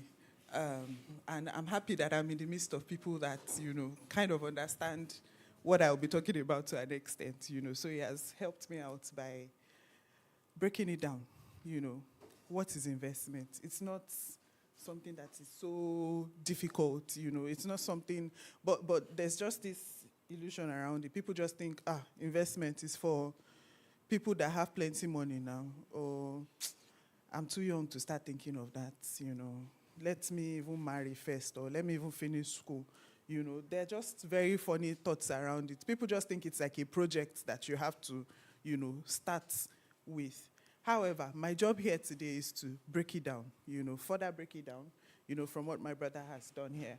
So it's more about talking to us. I know most of us are students, some are already working, some are even working as they are in school. And I'm impressed. I think one of our brothers mentioned here today that he's still in school. However, he belongs to an association, and that means he's already an entrepreneur, right? So what do we do? Why am I here today, right? And why is this conversation, very important? So the reason, I'll just start with, the fact that investment isn't something that is a project that one has to start, planning for, as in, yes, you plan for it, but however, you don't need to, start drawing up graphs or, looking for all of those informations here and there. So it's just something simple, right? Where individuals, we're young adults, how do we multiply what we currently have, to make it bigger? How do we grow? How do we, literally grow from where we are? And I hear a lot of us, even our MC mentioned he works in an oil and gas firm, and he's here today. What does that tell you? Lane. Side hustle, thank you. So what do you do, right? And that's just basically his passion. On Monday morning, you see him, he's a totally different person, right? But does it stop him from doing his passion? No. So this just tells us, he's a perfect example of, I can actually still go ahead to do my 9 to 5, right, if I want to, and at the same time, I can still hustle, to make ends meet. So and it might not even necessarily be that, it might just be, what can I do, to just make myself better? So here, I like the theme of the events, passion to profits. He also mentioned something around skit makers. What do they do now, right now? Nobody, I would say in the last 10 years, if I had seen, my security guards, for example, on the streets taking pictures and, doing funny things, in my head, I'm like, are you okay? Do you understand? But you would even see people at that level, right, trying to come up with content that they can actually post, which means it's a gold mine, right? You don't necessarily need a whole lot of equipment to start this business. And then, taking it a step ahead is, what else are we interested in? Do we like to bake? Do we like to make hair? Do we like to, and even the make hair has like different, levels to it. So there are the people that do the wigging, there are the people that do the braiding, there are the people that do the installation, and all of that.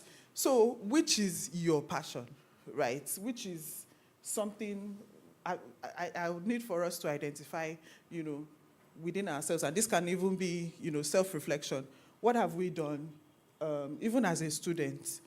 Do I necessarily have to wait for my parents to send me money before I can, move around? What can I do with my phone, right? You see people streaming. I had a colleague last year, he had fantastic ideas, but when it comes to doing the work, it was totally, they were like facing each other, backing each other. And in my head, I'm like, see, this 9 to 5 is not for you. And he looked at me. I said, I don't think this 9 to 5 is for you. And he said, why are you saying that? I said, because I have looked at you. You have access. It's not a case of you don't know where to go to. You have family members that are rich. You have, colleagues or friends that you went to school with. And you're not leveraging on these things. And there's little or nothing I can do about it if you're not even passionate about it, And I told him, you need to self-reflect. Even if it's a weekend, go rest. Think about, what can you do differently apart from 9 to 5? You see the likes of Pella, you see the likes of Kataife. They just sit down and they're streaming. They're doing what they like, and they're making money from it. So my job right now is to now help you, talk about spinning that income that you're making off your side hustles, your jobs, your businesses as well. And that speaks to diversification. So I'll start. Who is a smart investor? A smart investor is someone who starts early, even with small amounts. So you don't necessarily have to have the millions, to start. You can start with as little as a 5,000 naira, right? And you've kind of like planned your lifestyle. So you just don't start investing because everybody's investing. What are you saving for? What are you planning for? I like to tell people, let your plans be smart, specific, measurable, achievable, realistic, and time-bound. So you just don't wake up one day and say, Todi is investing. I mistakenly saw a piggyverse balance or something, and I think I should do it. Yes, it's a good motivation, but because it doesn't come from within, it just feels like you're competing, right? You might not necessarily achieve that target. But if you know that you're saving towards maybe you want to expand, you currently have this type of equipment and you want to buy the next level of equipment, you have to start saving now, right? So it already tells you, okay, when do I plan to achieve it, right? Is it by December? How much do I need to start putting aside to achieving that, This is just, simplified because it would enable you, to avoid unnecessary debts. Yes, I know loans are very, accessible, but if you don't need it, avoid it. If you don't have clear plans to pay off, avoid it. So, and the reason why I said it is, so if you have saved, say, 100,000 naira, right, by December, or 200,000, and what you need to purchase that equipment, for example, costs 350, you've already saved 200, which means you probably just need like a 150 to balance it. So this is, rather than you collecting 350, right, you can just collect what you need and add your savings to it. Don't forget the fact that when you borrow, the interest that you're paying back is based on the amount you've collected, right? So if they're going to charge you, they will charge you on the total amount. So if you're collecting a 150 as against a 300 or a 350, that has already helped you address unnecessary payments, So, and then it helps you plan, So if you feel like in October you've gotten to 200 and you need to get to 350, how can I aggressively achieve 350 that I will not need to borrow? That's also something that it can help you address. And it helps you see income. It helps you see income and investing as connected, not separate activities. It helps you achieve that financial freedom, So I have certain things I want to do in my life. I have milestones that I want to achieve. How do I go about it? Pick them one by one. And that's why I said the smart investing. Pick them one by one and then go at it, fully. So next is, how do we move from passion to profits and then create a wealth cycle around you? So I mentioned reflect, discover your passion, right? Which is what most of us have done. We've also started monetizing it, right? How do we protect these monies that we have made? First and foremost, I would say, in addition to investing, get an insurance scheme, right? So health insurance scheme helps you to manage your funds better. So when you're sick, you don't necessarily have to pay out of pocket. Your insurance would kick in, And then the next is to diversify and manage risk. So what exactly are you investing in? What are you doing with your current funds? How can you make it better? And then the next is, what are you doing with your profits that is made? Are you reinvesting it? So, and that takes me to what I call financial planning, right? What are the golden rules of wealth? Spend less than you earn, save consistently. So it's not a case of I made 1 million naira today, I know another 200K or another 2 million is coming, I spend everything, because I already know money is coming in. You have to plan. Out of that 1 million or 100K you've made, the advice is to always save 20% of your income, right? You do not need to spend everything. Create emergency funds. Emergency funds means if anything happens to you today, you can still survive for the next 6 months, right? Because your emergency fund has covered that. And next again is to manage your finances carefully. So not just because you saw this and then you want to buy it, and you just feel the need, there's some kind of pressure for you to buy it. Meanwhile, you don't necessarily need it. You just go ahead to buy it, And then the next is to identify investment opportunities, or business opportunities that you can actually put monies into that will help you spin all of this income around. So how do you start your financial goals? First is to identify your goals. I've mentioned something around that. Analyze your current situation. So what is it? What is my current situation? How much do I possibly earn from these businesses, right? How can I increase it? What is my total income after I have paid rent, or bought my goods and the rest? What is your total income earned? And then identify your risk appetite. Are you somebody that would be scared, for example, if you invest in something and then you're like, this stock has gone down, So if you don't have that mind, don't go there, right?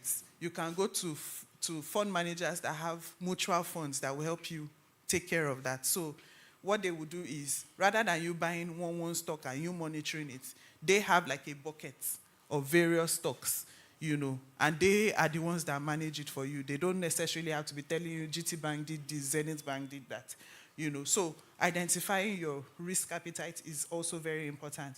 And then from time to time, review, what you have invested in as well. So, it then takes me to, what is financial planning? Right. So this is what after reviewing your situation, you know what your total income is. And like I said, always invest 20% of whatever income you made. And then moving on, it then takes you to budgeting. Budgeting allows you to break it down, right? I don't necessarily need to buy this right now. It can wait the next 3 months. I don't necessarily have to spend that money right now. And you know how these things happen is when you have the monies that various ideas start coming up in your head. Oh, I can expand right now. Meanwhile, your business is not even ready for expansion. It's actually still at the budding phase. But most people would say, no. Let me see how I can multiply this money, and there's really no need for that right now. So what has been said here several times has been value, right? And I like the fact that Mr. Ladele mentioned something around Dangote refineries. I watched something that someone shared, I think on Monday, saying this is the first time an individual, right, or an institution aside from Nigeria would raise that much money in the market as private placement. Usually it would be a country coming to the African market to raise maybe $5 billion or something. But the Dangote refineries came to the market, not even general public knowledge, right? He just chose a couple of people and then he sold $2.5 billion as placements. And this is a combination of, institutions, high net worth, and the rest. Even as we speak, people are keeping their ears to the ground as to when is this IPO going to be launched, I want to partake in it. And that's because he sold value to us.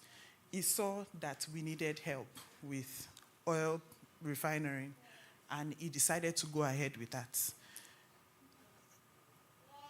What solution are you solving right now? How are you making more money off it? Right, so I can tell you categorically, even the IPO that is probably going to come out is literally sold, is oversubscribed, even before it lands. And that just shows the power of value, right? And that has also helped him to multiply his income, And yes, you might say Dangote is a rich man, but he started little at some point. So that's what I think, we should start putting our minds into. So we have, products that, like I said, as little as 5,000 naira, you can invest in. You don't necessarily have to have the 1 million of today, I would share something with the team where we can project the power of compounding interest. So this speaks to if you invest as little as 20,000 naira, even if it's monthly, right? And at the littlest interest rate of 10%, we know right now interest rates goes for as high as probably 17, 18% levels. So, but we put it at a base rate of 10%. What do you think you would achieve in the next 20 years, right? Just by putting that money consistently on a monthly basis, or, depending on what your cash flow is. So some people would like to do it quarterly, some would like to do it once a year, some would like to do it, it just really depends on your cash flow structure. But what it shows is doing it consistently, right, in a disciplined approach would enable you to do way much more than somebody that just comes once in a while to say, oh, I have 10K here, let me drop it. And then maybe next month he even takes the 10K.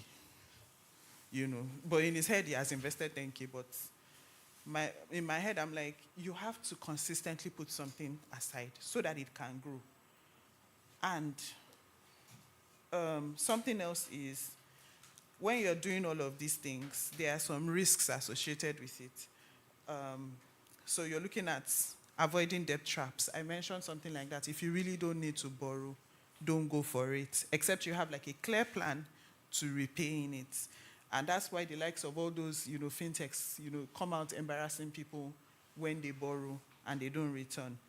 And then something else to notice is be wary of too good to be true investments. So we have a whole lot of that coming out. They call them Ponzi schemes. They'll come out, they'll tell you, oh, bring 10,000 or whatever amount, and then we'll multiply it. And they won't tell you what they're investing the money in. And even when they tell you, it doesn't make sense, and then there's really no documents to, back your investment. So I'll tell you, once you hear those type of things, run away. So what I tell people is, if you invest with a company, ensure that you have either a statement of accounts that comes to you or an investment letter. If they don't have any of those things, run. So the next is manage emotional biases, right? Fear, greed, head mentality. So, like I said, there are some people that can't even manage the movements that happens in stock markets. No problem, go to fixed income, right? There are some that would say, you know what, because my friend did this oil palm investment, me too, I'll go and put money there. You don't understand what that person wants to do with that, right? So just go ahead with your vision. And then smart investing is also a consistent approach, not a chasing hype. Like I said, ensure that it's done consistently. And then, thankfully, we're all, young here. We understand how we can download the apps, use technology, create like a standing debit, a standing instruction on our account. So that means I don't necessarily have to do the transfer myself. Once it's 22nd, I'm paid my salary, or once it's 30th, there should always be some balances in my account, and then it can move that money to my investment account. I don't have to worry about it. So we have some of those apps that have created that steady investment approach. So what next is, my key takeaways would be, your passion can be your first income stream, right? But your investing habits determine your long-term wealth. So yes, you are doing something you're passionate about today, and you're making money from it. How are you, making that money more money? How are you multiplying the wealth you're currently making from your side hustle or from your businesses? Another thing is start early, start small, and stay consistent. I've mentioned this like several times today. Today is more like the best time for you to start, right? Because you're hearing about it.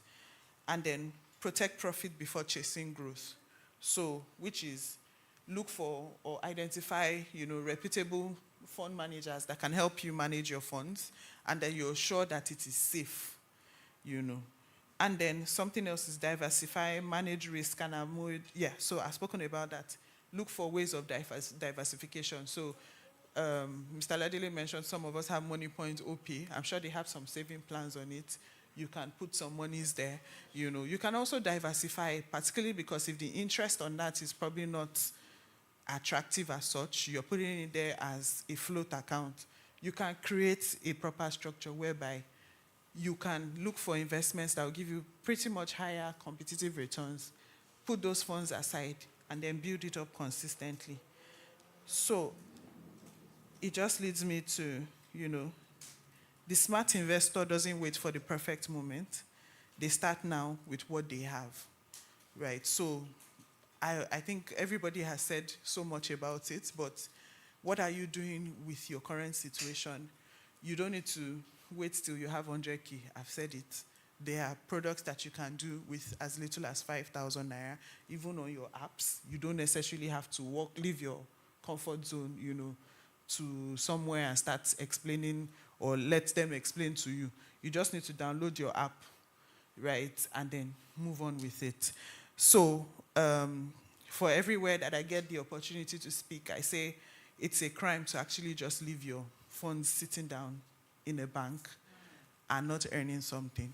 You will say Nigeria is hard today, but what are you doing about, what you can control? You will see people come online to say, oh, I made this amount from my interest. This interest was used to buy certain things that I needed when I didn't have money, right? So do you want to make yourself poorer or worse off because the country is bad? Or you control how you can also make more money from what you currently have, which is by investing, right? So it's a crime, really, for me, to leave money just idle, not generating anything, when I know that at the end of the month, I can make additional income from that investment and use it to pay off one or two things, So those are the things that I would say.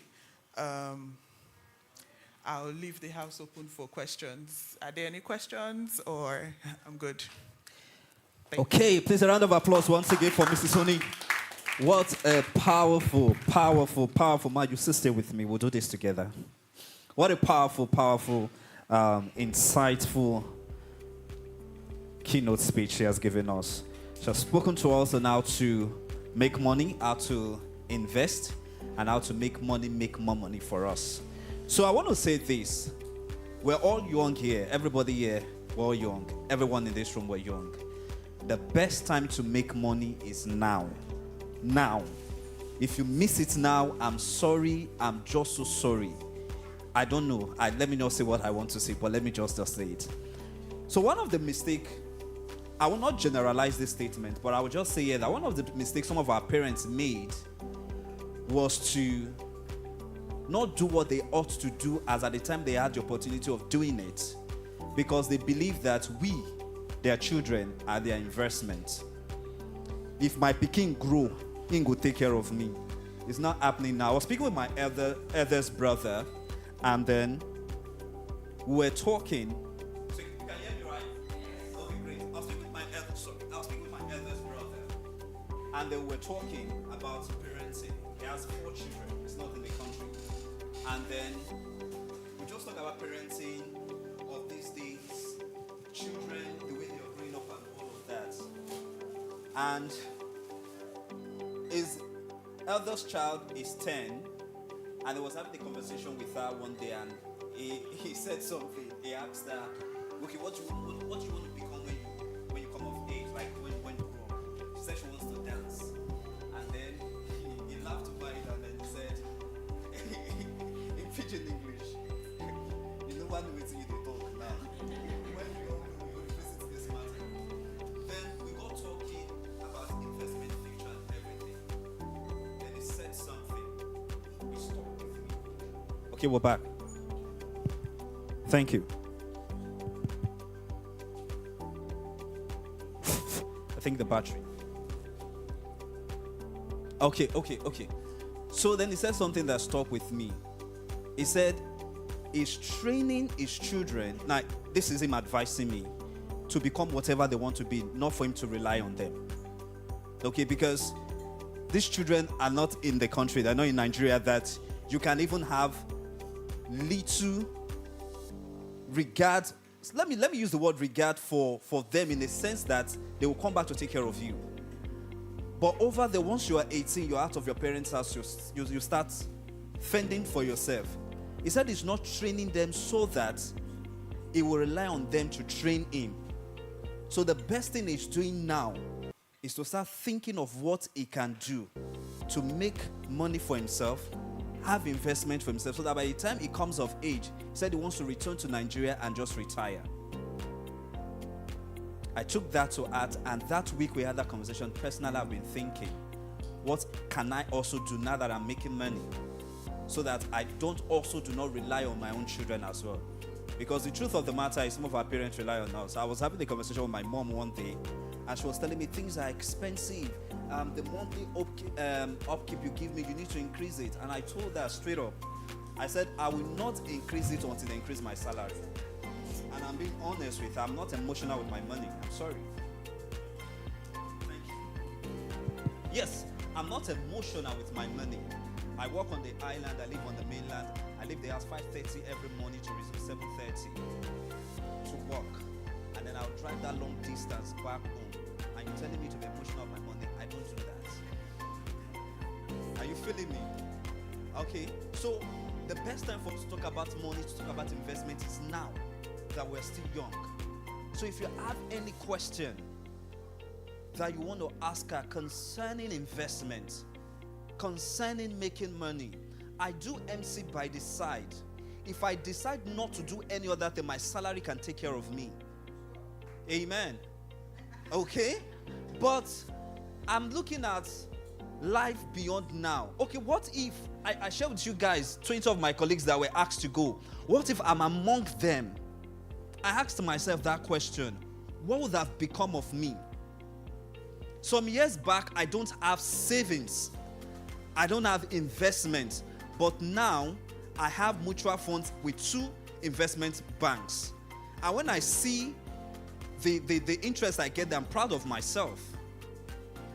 I'm not Dangote yet, okay? But I'm on that journey. So if you have any question concerning investment, mutual funds, any of those investment platforms that you don't have clarity on, this is the opportunity for you to ask this question now. And that is why we are all here in this room as young people. So if you have any question concerning investment, how to grow your funds, how to double your investment, not through pausing scheme. We're 3. I have 2 other brothers. My immediate elder brother called me stingy because there was a particular day, there was this investment this scam investment stuff that came out, I think, sometime last year. And then he asked me to come invest. And he told me how much he has invested and what he has made out of it. And I told him I'm not interested. That any quick investment stuff, I prefer my money take time to grow and then give me the kind of returns I want. Then it got my eldest brother to invest. That one also invested 500,000. They're already planning on what they would do with the return on investment. You so to say. But before you know, bagam, the thing crashed. See, today it's still an issue in the family. Anything that has to do with money, my brother still referred back to that field investment.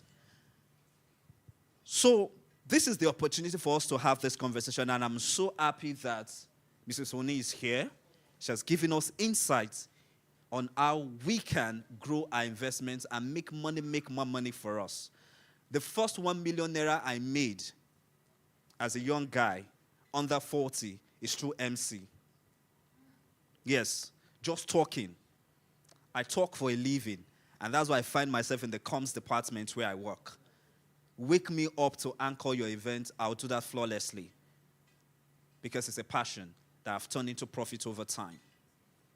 So the floor is up to you. I don't want to talk much about myself so that the focus is no longer on me. So if you have any question,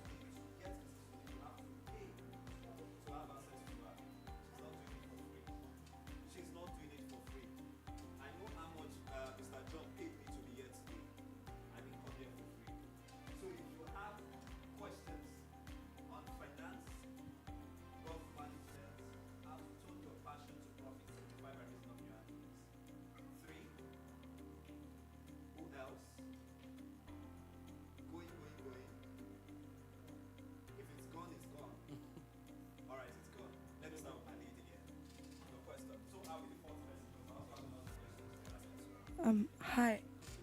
Okay. Hi, everybody. I'm Anne once again. My question is, will you advise to invest using apps like Bamboo, Carrywise, PiggyVest, and RiceVest, and the rest? Why I asked that question is because I started investing with RiceVest. My brother introduced me to it, and when I started investing, I had to stop because there was a time whereby RiceVest had an issue with their app, and I think it was a bug or something, but some people never got their money back. And I had to stop. But I want to pick it up again, but I'm actually kind of finicky about it, that is it best to invest through apps like that or just go through the normal source and invest? That's my question. So you want to take all questions together or one after the other? Yeah, so thank you so much for that. It's a very valid question. So part of what I tell people is if you're investing, ensure that they have the right licenses. I think for the name you mentioned earlier, there was I think there was something that came out that they didn't have their licenses at the time. I think they were relying on the foreign license they had, which was not, accepted here. So like I said, just ensure that they are registered with the Securities and Exchange Commission. So the list of all the fund managers are there, right? Even if it's Bamboo, PiggyVest, just do your checks. Ensure that the ones that are not registered have NDIC coverage, right? So that's the Deposit Corporation, right? So it just shows that you will have your monies back, however little. For the SEC, any company, under SEC has created a structure whereby there's a custodian. So all your money sits with a custodian. If you're even transferring money to the company, you will see the name of the custodian / the name of the company.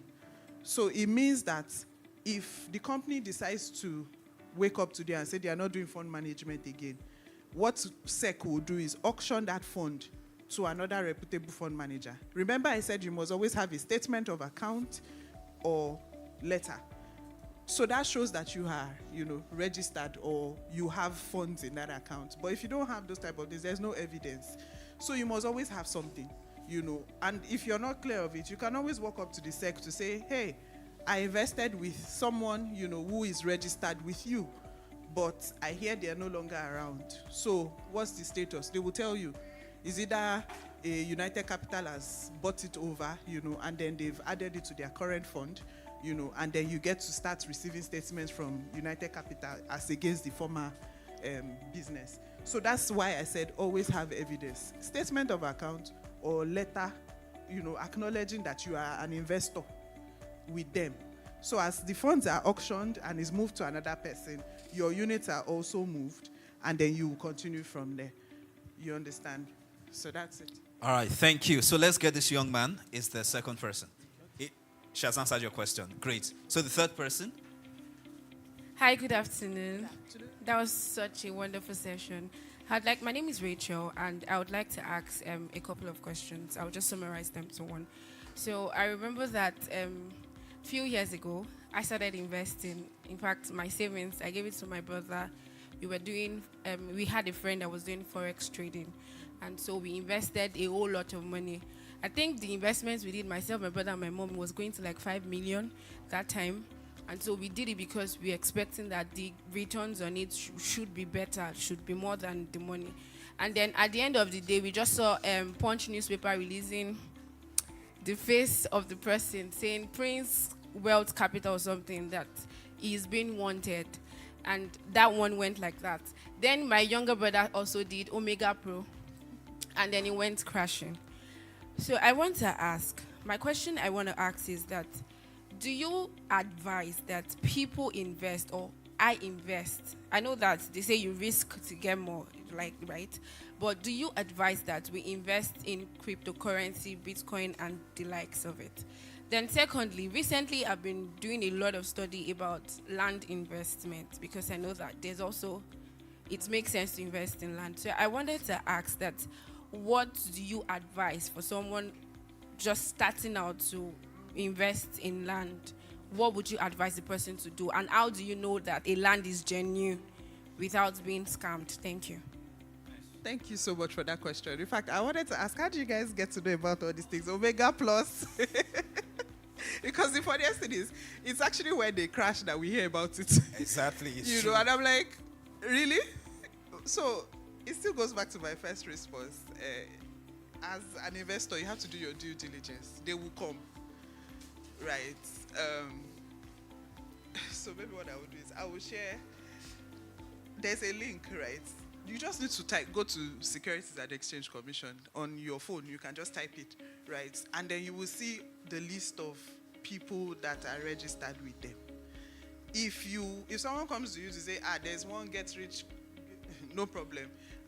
Give me some time, to confirm. And then do your findings. If it does not speak well, if you can't find it on that site, please run. People will say country is hard. By the time these Ponzi schemes come out with how much they made from us, you will be wondering, you mean? So, like I said, let's not get too greedy. Do the regular. You can sleep with your money, just making monies for you. You can log on to your app from time to time. Most of these companies have apps. You can just log on to it, even in the middle of the night, just to see how much you've made from that investment, But these Ponzi schemes, if anybody comes to you with one funny name, just check. And then if it's not there, you tell them no, right? You have your money tied up somewhere. And that's also a danger, when you have so much money in your account without having a plan for it. So if you're not investing it, family will come, they will collect money. Somebody will come and say, there's one business idea. Come and put money. You too will put money. But if you've put your monies locked up somewhere, and then the stress of having to liquidate it, would even discourage you. You tell the person, I'm sorry, I don't have it. Can you wait till next month? That person will already know that it's not. Some will even come to you, they want to borrow money. You say, go and collect from OP. I will pay the interest for you, they will not go because they don't have plans to repay you. You understand? So you have to avoid leaving so much money, idle. Just leave what you need, really. So that's my two cents. For the land investment, it's an avenue for diversification, right? But you also have to do your due diligence. So I try to shy away from land investments, and this is personal for me because the madness around it is a lot. You buy a land, they tell you Oba has changed, you have to come and pay the new Oba, and all of those things. And I'm like, see, I think when I'm ready, I would speak to people that I know are reputable, or I speak to someone that I know that has bought that land, and has concrete, documents to show that, okay, I got all of these things from it. And then you also have to be careful. You go and buy land that is blocking canal, So those things are very funny. So I would say, to avoid complication, just do less complex things. Invest in a mutual fund,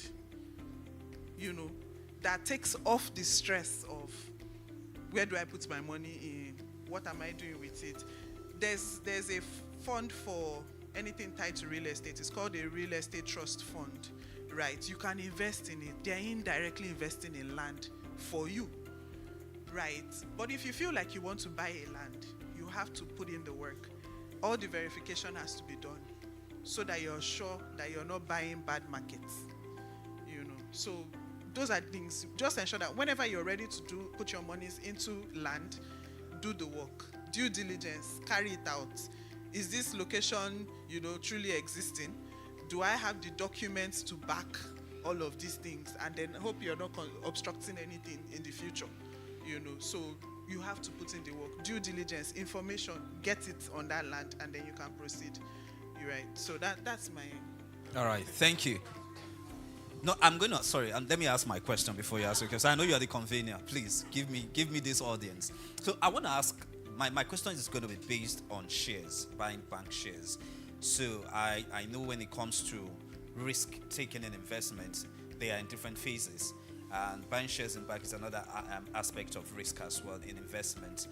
And then there was this mention about Dangote IPO, open Dangote, I think Dangote refinery for the public to come and buy shares and invest as well. Can you just bring us up to speed with that? Give us more insight into that.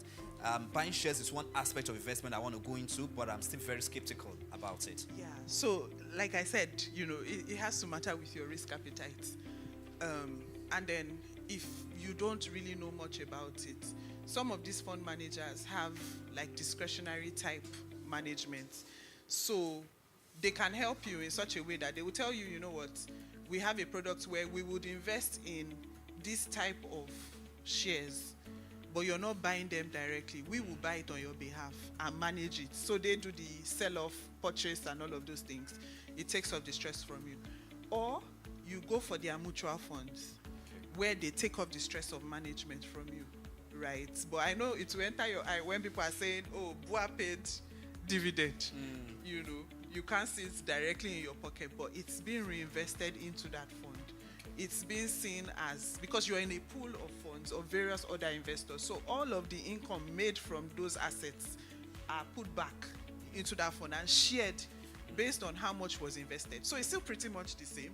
However, you're not just receiving the alert in your bank as at that day when everybody's receiving, So, but those are the things. If your mind can't carry it, just outsource it. I like to outsource my problems. Give it to the fund manager. Let them manage it for you. Okay. Pending till you start to understand one or two. And, there are some that you really can't make mistakes on. Companies that are giving proper value to you. But the thing is timing. So if you come in when the prices are high, right, and they pay dividend next month, the price drops. For you, it's automatically a loss because you can't sell at that time. If you sell, you're going with your loss. So you then have to play the waiting game to see when the price, appreciates to when you bought it. And then see if you can also wait a bit to see if you can make some money from it. But nobody has a crystal ball to do that. But you have to engage people that understand that market, so they can tell you, oh, it's a good time to buy. There's still some price appreciation that is expected. They will tell you what the outlook of that company is. Some people, their work is to analyze, companies. They will tell you, oh, the price is undervalued right now, buy. It will still go up. But if you don't have those information, you can't take those decisions, except you're just lucky. So, like I said, if you don't want to be stressed with all of those, should I buy now or not, outsource it. Give it to a fund manager. They have equity funds that you can put your funds in, and buy. Even the equity funds are also priced. So you also have to engage whoever you're talking to. Is it a good time to come in? Right? Because the prices might be at its peak at that time. So if you come in now and they are paying income distribution on that fund, the prices will automatically mark down. Which means the price on that fund, maybe you came in at 106. After dividends, maybe around 105. Right? You will see that negative in your balance. But should you be worried? No. It just means by the time the fund goes back, you regain your position and then it makes more money from you. Because there'll be additional people that would come into that fund. So like I said, outsource your problems. Just give it to the fund manager to worry about. But just ask questions, should I come into the fund now? Should I hold on a bit? Should I come in after they pay your income distribution? Those type of things, so that you know that you're not coming in at a very high time and then you might eventually lose initially, but you would still rebalance. So, but you just need to understand the market more. All right. Yeah, so that's it. Okay, amazing. Pastor, you say? You have to understand yourself. There are people that they have short, what do I call it? They put in money today and they will start tracking it tomorrow. Like they must see it grow. Stocks is not like that. It can be your favor at that time, right? A government policy can come out tomorrow and then everything changes. So if you know you don't want high blood pressure, you will just go for strictly fixed income. Fixed income, treasury bills, commercial papers. Even the commercial papers should be, quality type commercial papers, not Toddy and Sons comes out tomorrow, you say you want to put money there. So you have to know. That's why for commercial papers, there are ratings, there are certain things they go through before they even come to the market. But you also have to do your due diligence. That's why I keep saying, understand yourself. Are you someone that, is conservative? I really don't mind. My money is working for me. Are you someone that feels, I'm a little bit under pressure, I need to make money, in the next 6 months. What can I do? And then, are you someone that can manage it? Say, okay, you know what, I'll put 50% in fixed income. Bad as a bad, I will get returns on it. While I put the other percentage in stocks, I can play around with that, which could also be in your favor. So you have to understand yourself. This is you, talking to yourself to understand, okay, what kind of person am I? Am I somebody that just really wants my money to grow? However way, I'm really not so aggressive about it. Or do I want it to grow in such a way that I don't want to do Ponzi, but I want something that is pretty much safe type of high risk, which I think spoke to the crypto that someone spoke about. Yeah, so yes, crypto has been accepted by SEC, right, which is the regulator, but there's a caveat to it. Whoever you are dealing with has to be registered with them. So that's why I like the regulators. They will tell you, you can go ahead with this, right? But ensure that the person is registered with me. If the person is not registered with me and anything happens to you, that's fine. Like you're on your own, and it was done at your own level of, maturity, at your own level of risk, Definitely, people that are dealing with that, it's another type of market. You have to understand. If you don't understand it, I won't advise you to go into it. So those are the things. Yes, you can invest in high-risk type transactions, but you must understand that you have to have done the work. There are people that would set up subscriptions under, channels that would give them daily information as to what is going on in that market so that they can monitor it. If you don't have those type of things,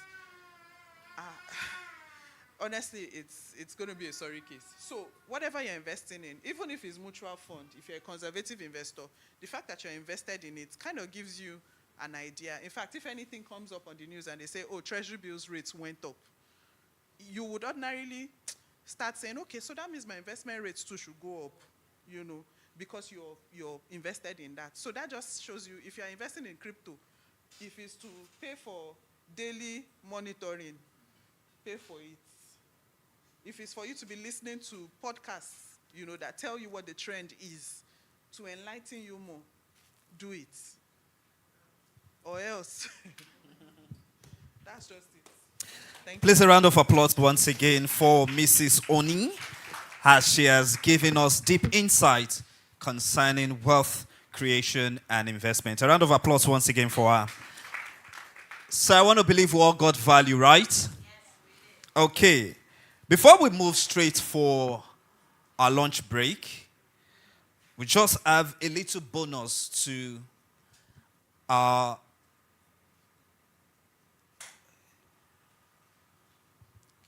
we just had a little bonus to to our agenda. I've just been informed that we have with us here an insurance expert that will be speaking to us about insurance. Insurance investments are very important for us all as young people. She's going to be giving us more insight as to how to go into insurance and everything that has to do with insurance. Please, ladies and gentlemen, put your hands together for my very good friend here, Linda Uhi. She's a sales executive with Ample Insurance. Thank you, Blessed. Thank you so much, Mrs. Oni.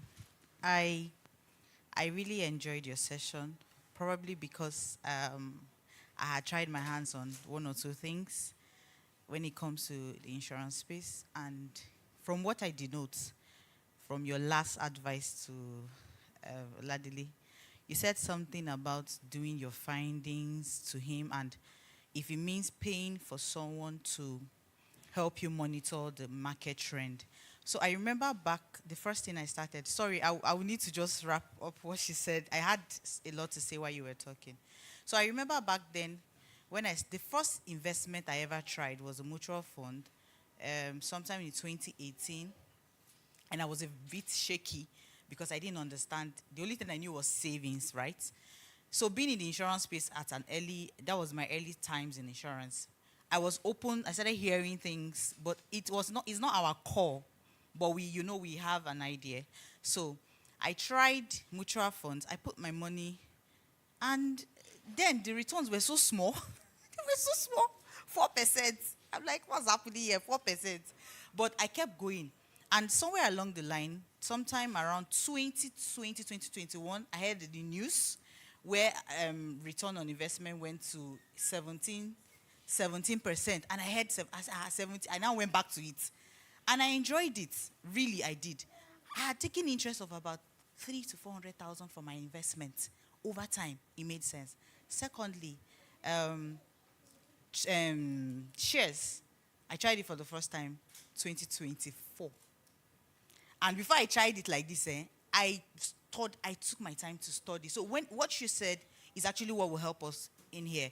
I took all the years I refused to do shares. I was not ignoring what I was seeing in the news. I kept asking questions. So how does this work? How does this work? They told me. And the first shares I took, so my risk appetite is a bit low. I won't say, okay, it's coming up a bit now.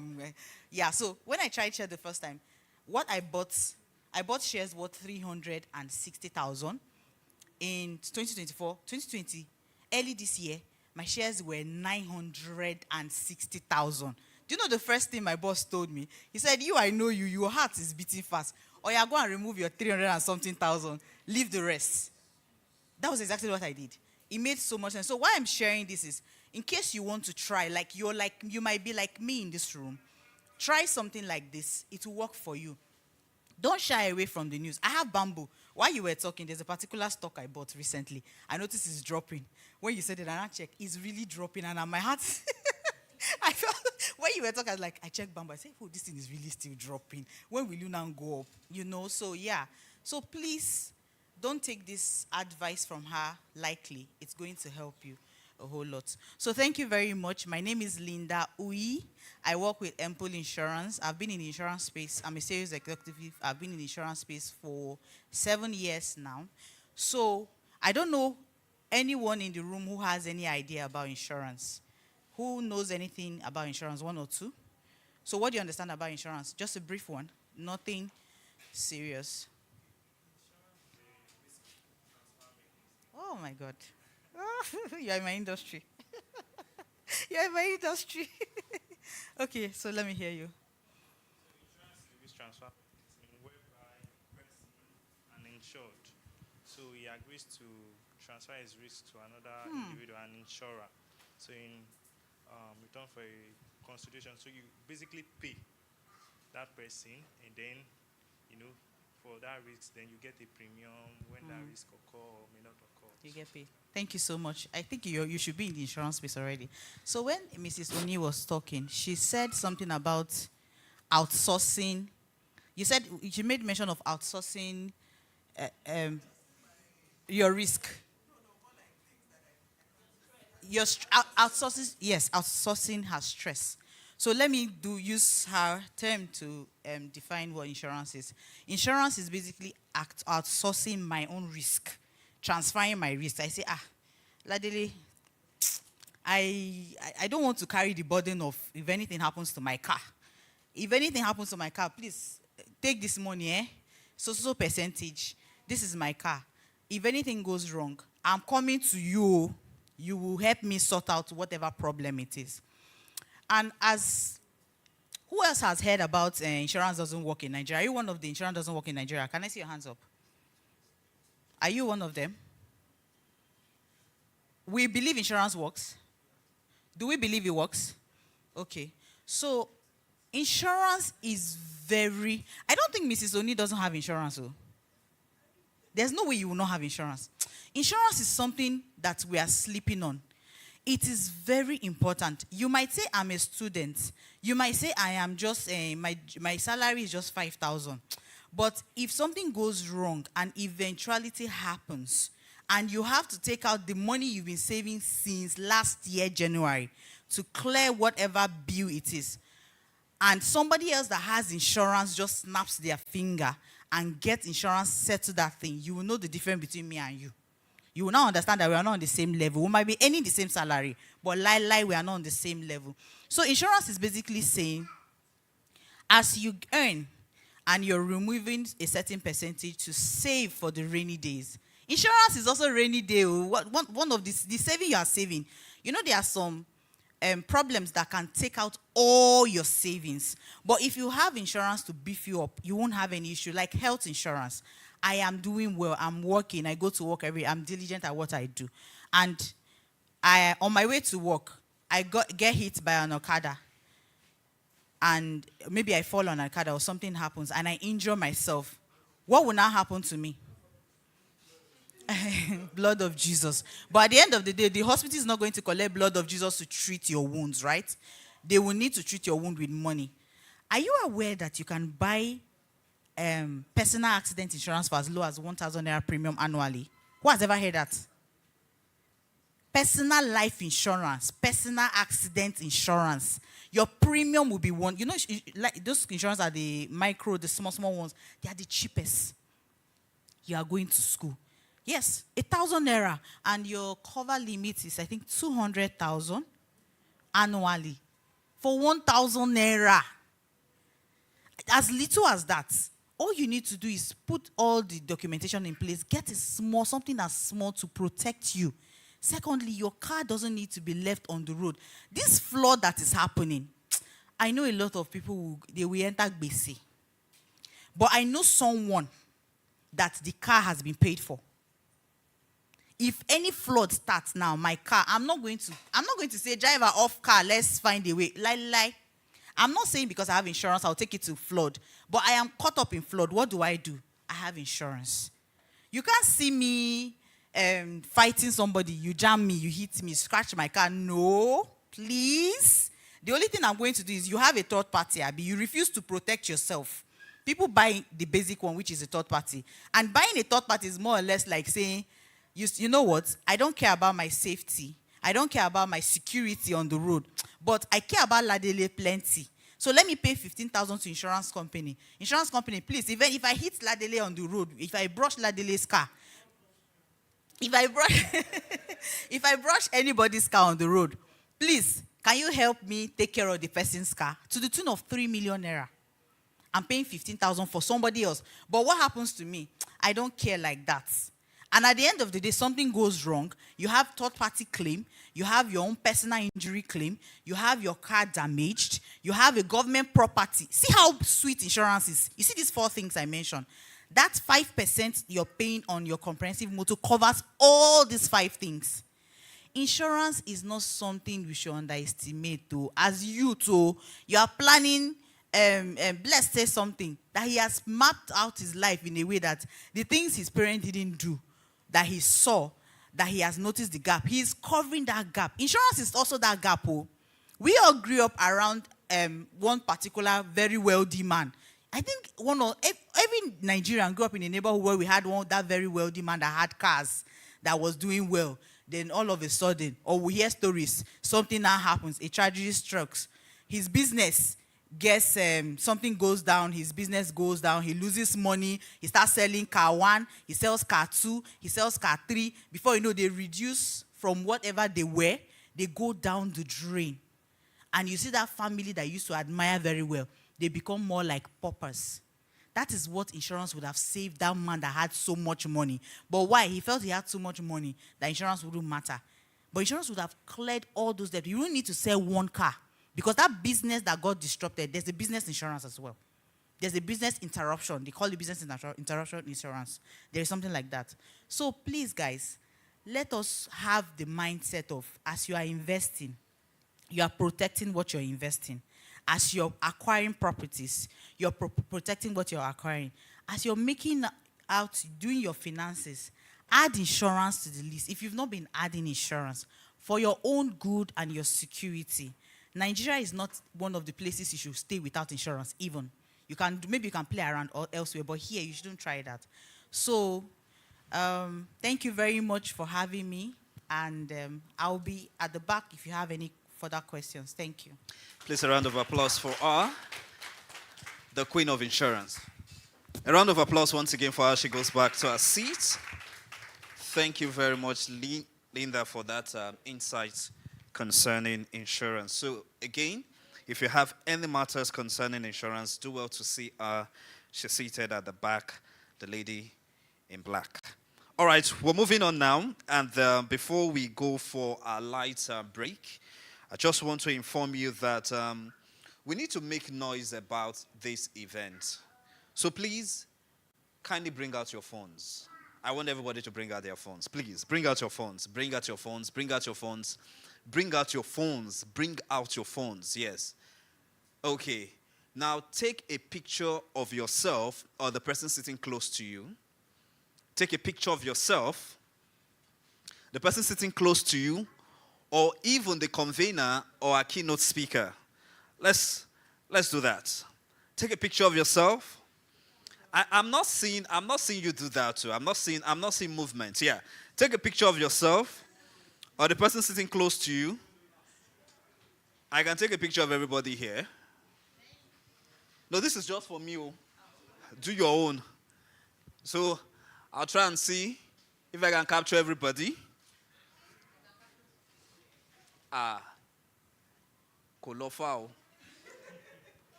I can capture those who I can capture. Sorry. So take a picture of yourself. Yeah. So I've got who I can. Capture someone close to you. Then upload on Facebook, IG, and LinkedIn. Then hashtag Thrive100. You can also follow us or at us at Thrive, NETNG on IG. Then Thrive100 on LinkedIn and Facebook. I want to see you do that. Let's make some noise. Let's make some noise. Let the whole of Lagos know that something is going on here, Yaba. We've not started that yet. But for now, we're on IG, we're on Facebook, and we're also on LinkedIn. Have we done that? Yes. Hashtag Thrive100. Hashtag Passion to Profit. Hashtag we dey here. Yes. Let's make some noise. Let's make some noise about that. We have our social media manager present here, so we're going to track those who are actually doing that, and perhaps it just might be going on with something. You never can tell. Okay. All right, now let's move on now. Before we go to our light break, I want to inform you all that we're going to be having a pitch and win challenge. If you know you have a business or a business idea that you want to pitch here to win a little sum, but definitely will go a long way to start up something. It's just an encouragement. If you have a business idea, maybe you're an entrepreneur, a young professional, or a student, and you have a business idea you want to start, and funding is a challenge. I want to inform you that we have a little encouragement token, so to say, to give you to appreciate you for that idea. So please see me. See me while we're having the light lunch, and then I'll take down your name, take your business name, and then I would call you out when it's time. Are we together on that? Okay. So it's now time for us to go for a light break. At the end, the essence of that is for networking. So I don't want to see anybody seated idle or just by himself or by herself. You go over there, we have some lights, something light for you. It's not a refreshment yet, but just something light to just put your system in order, because I know a lot of you have been here even before the event started. So we'll move to the back there. We'll have one of our usher sisters. You get water, you get snack, or whatever you want. We have it there just to keep you moving. Then we'll do that for 5 minutes. You network, have a conversation with the people you're meeting here. Even the speakers or anybody, even myself, reach out to me. Let's converse. You're meeting me for the first time. You never can tell when next you're going to be seeing me again. So let's go about that. It's just for 5 minutes, and after which we'll be coming together for the next keynote engagement. I've been informed that our next keynote speaker is here, and she's much, much ready for us. Thank you very much.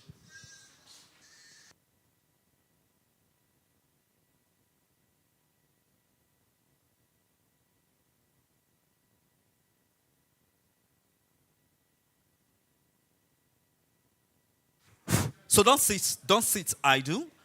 We have something there for you, very light. It could be water you need. It could be snack you need. Just something to just keep your system busy. And while you're at it, just converse with someone around you. Engage with someone around you.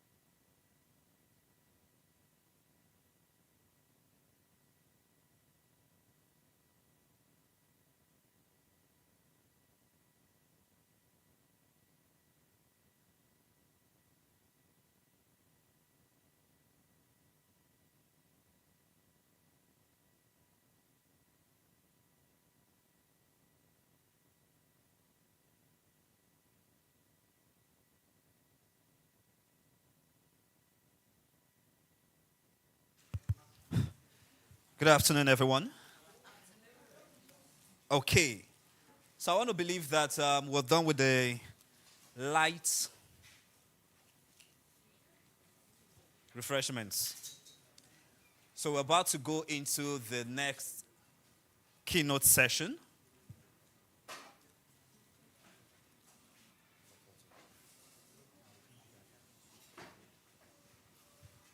All right, then, please, wherever you are, listening to me now, I want us to please converge back to our seats as we carry on with the event, and then leading us to our third keynote speaker.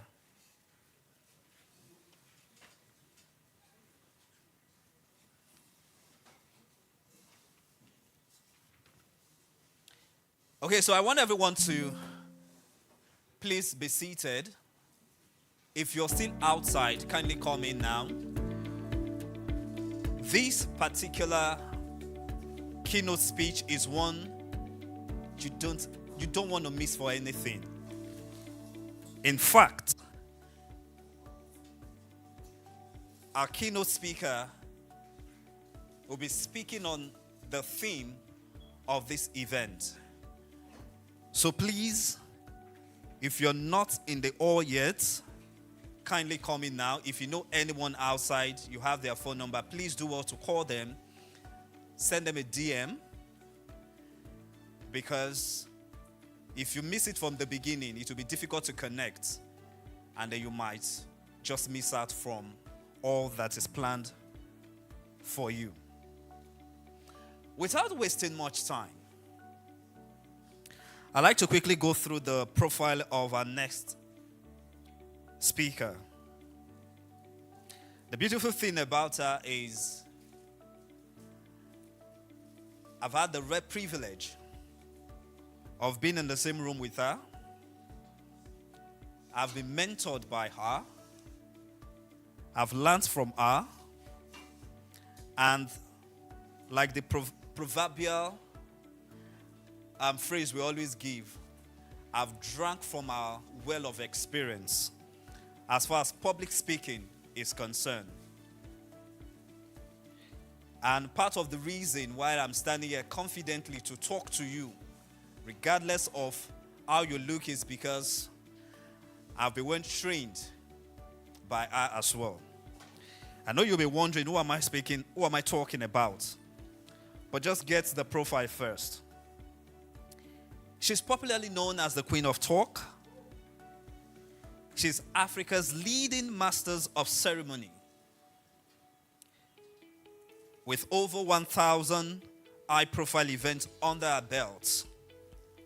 She is an executive speaking coach, a public speaking and communication strategist, a thought leader with almost 2 decades empowering corporate executives, business owners, and emerging leaders to command the stage, amplify their influence, and monetize their speaking abilities. Our firm, Joyce Daniels and Associates Limited, is on a 2030 mission to train 300,000 high-achieving men and women to communicate clearly, confidently, and boldly, to share our ideas and desires to anyone, anywhere, and at any time, without fear, self-doubt, and most importantly, make money, creating value while doing so. Ladies and gentlemen, Joyce is the convener of the Money Making Mouth Conference and the Prepare to Speak exclusive weekend workshop. These platforms are designed to empower individuals, leverage public speaking and communication for impact and income. Thrive100. Distinguished guests, ladies and gentlemen, to give us more insights how you can turn your passion to profit and build wealth from your gift. I have no other person than the only woman I call Mama Bear in my life, the one and only Joyce Daniel. Please put your hands together with a standing ovation as I welcome our third keynote speaker, Joyce Daniels. Thank you, Blessed. I'm so grateful. Thank you so much. Please be seated. Thank you. I'm so delighted that I get to share my passion with you. I get to share my life with you. Ladile, I'm so grateful for this privilege.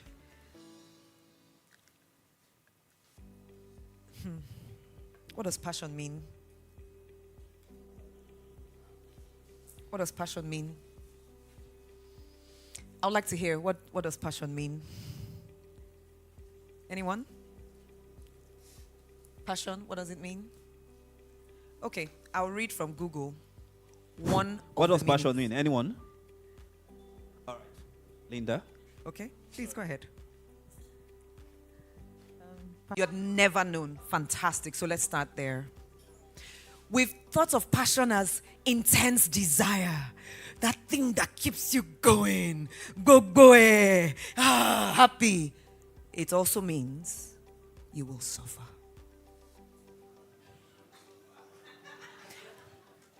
And suffering is part of every growth. Every single growth that is worth celebrating has some suffering attached to it. How you interpret your suffering is different. Some people have sleepless nights because they are writing the book, doing the code, but they don't use the word I was suffering. They said I was following my passion.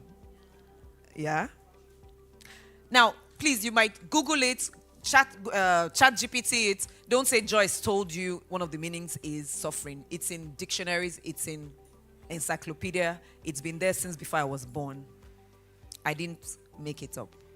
Some people, the World Cup just ended, right? And some of the people we celebrated so much, do they live normal lives? There are things they don't eat, right? There are times they must be awake to practice. They must live a certain way, right? They don't call it suffering.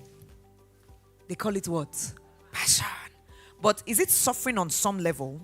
Denying yourself of certain things. That's why, and let me use football again, sometimes by the time you see a footballer retire at 33, 34, 35, look at him in the next 4 or 5 years. You may not recognize him. Many times, because he has stopped suffering.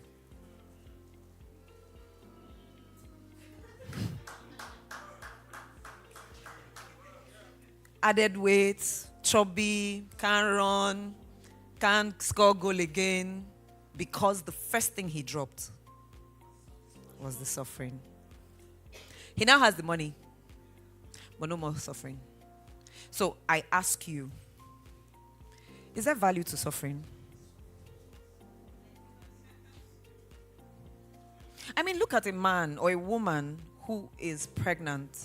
Whoever gave birth to that child knows what I'm talking about. And she's right here. Did she suffer small for 9 months? I was just talking about even more, Not small. I was just this morning, somebody was talking about my pregnancy, and I was like, oh my God, I keep forgetting. It was horrible.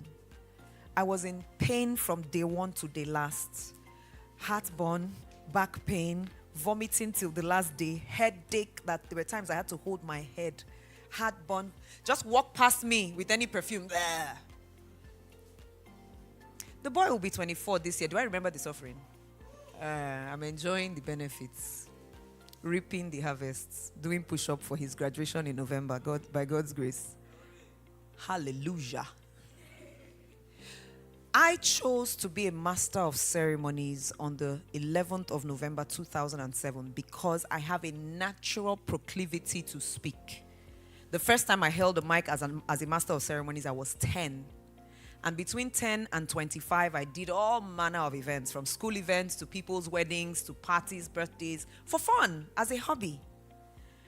But then I got a job immediately after NYSC, September 1st, 2006. It was a fire safety company. We were doing quite well in Port Harcourt. I was a business, what do they call it? Business developer, aka marketer. I had worked about 5 months. My boss said, go to Kia over there. I've paid for a Picanto. Pick it up. That's your official car. Work with us for 18 months. The car is yours. So I had a brand new car post-service that I was driving myself.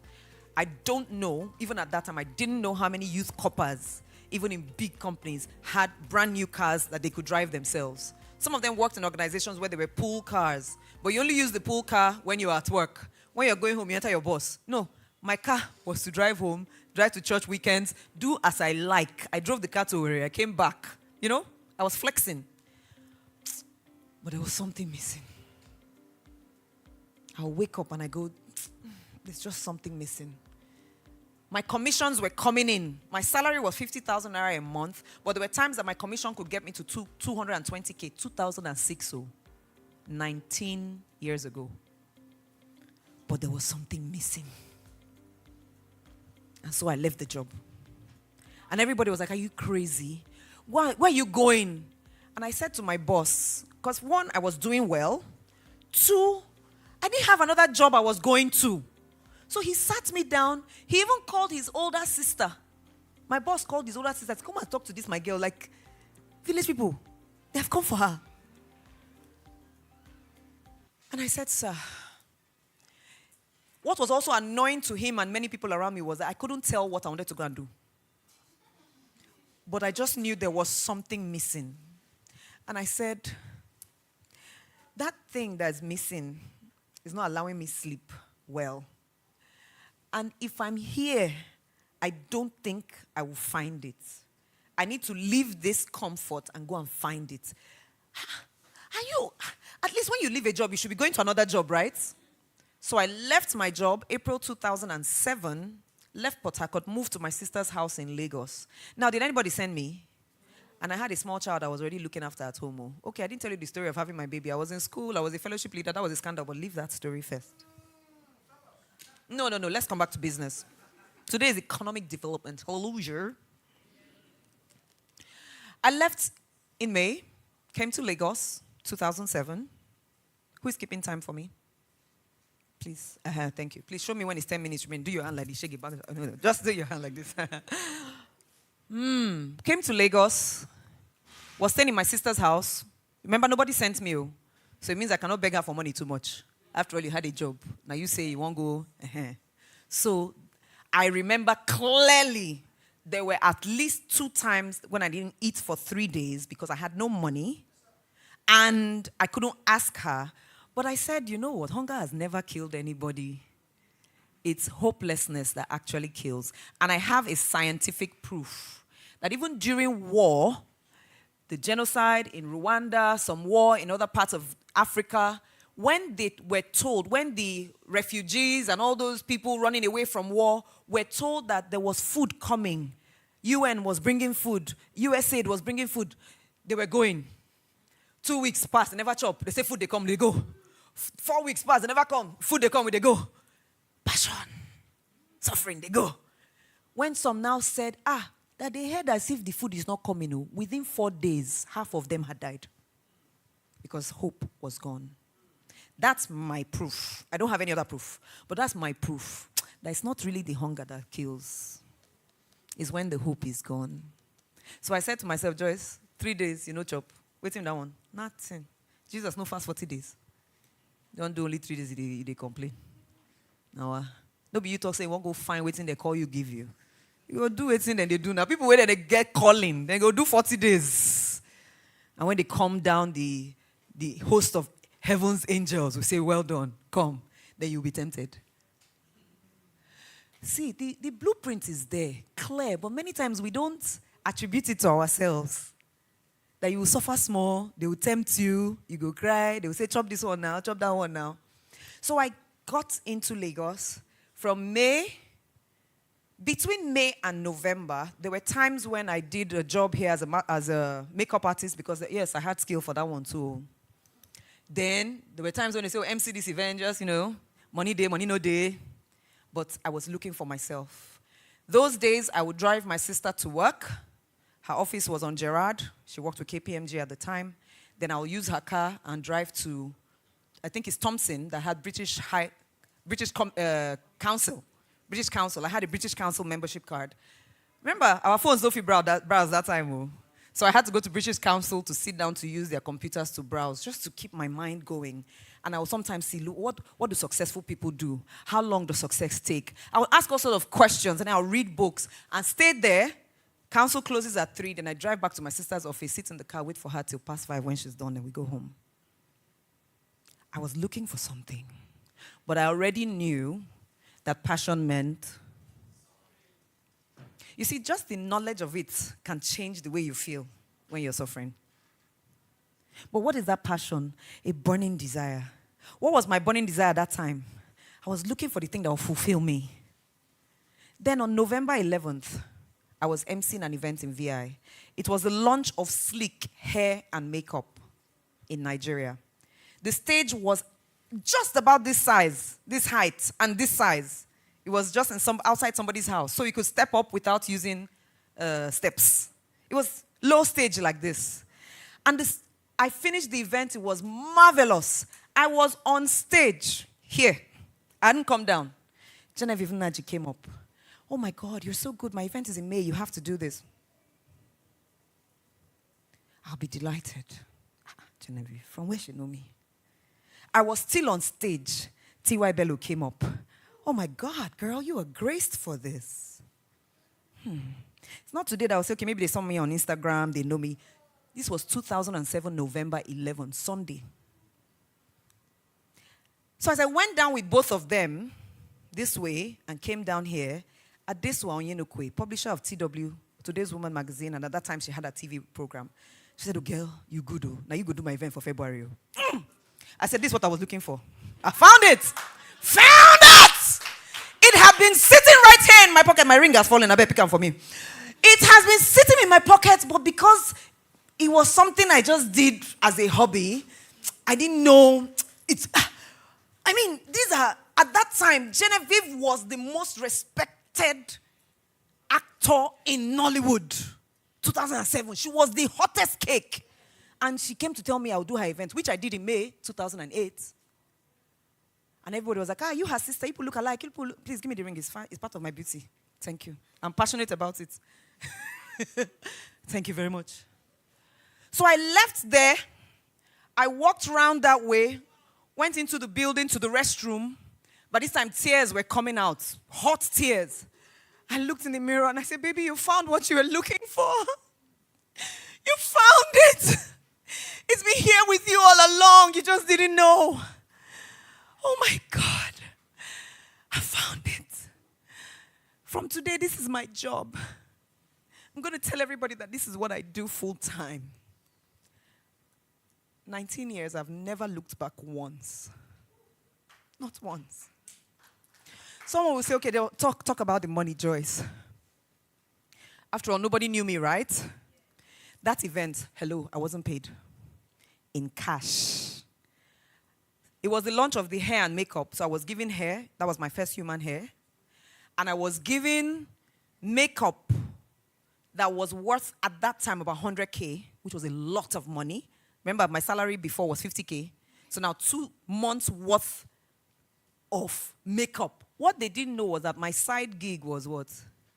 I used to do people's makeup. So you see, this was capital for my business. And to become a Sleek distributor at that time was about 48,000 naira. They gave me distributorship for free. So now I could buy makeup at distributor's rate and sell. That was now my first scaffold. Somebody say scaffold. Scaffold. What is a scaffold? A temporary structure that is put up in place while you're building the main one. It has only one function: to support the building of the main one. But you see, a scaffold can last a long time depending on the size of the building. A scaffold can last years. If you're building a skyscraper that would take you in Nigeria 4 years to build, the scaffold might be there all 4 years. Somebody will now ask, what's wrong with the scaffold? The scaffold needs to be there. It's when we have finished the roof, when we have finished painting, fixing windows, all those things, then it might take a while to start taking off the scaffold, small, small. So I did makeup from that 2007 till 2016. How many years?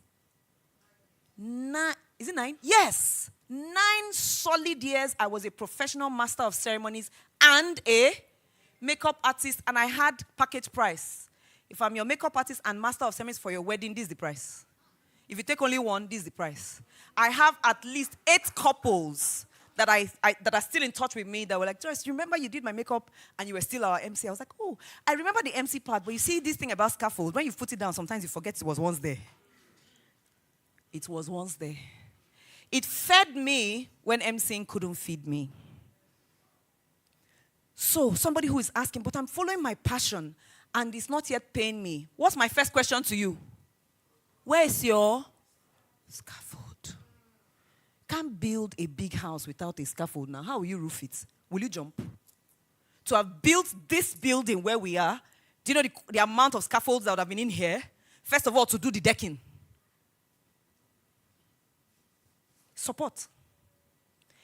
There's nothing wrong. In fact, I repeat, you cannot build this big building without a scaffold. It is near impossible. Maybe there's one kind of tool, AI tool now that they will tell us that you can use without, that you don't need scaffold to. I don't know. But I never see that one. Maybe the China people go send us that one through Temu. I don't know. Please, is it making sense to you? So I was a makeup artist. I was a presentation skills trainer and coach, which I still am. And today I was in master class organized by me and my team. I'm coming from a master class where I went to teach, prepare to speak. They're still there. But I went today to teach. I've been teaching. I've been in there since 10 a.m. teaching on my feet. That scaffold, I'm not sure I'm going to pull it down ever. Because that's become part of it. I can't choose. It's as fulfilling as the speaking on stage.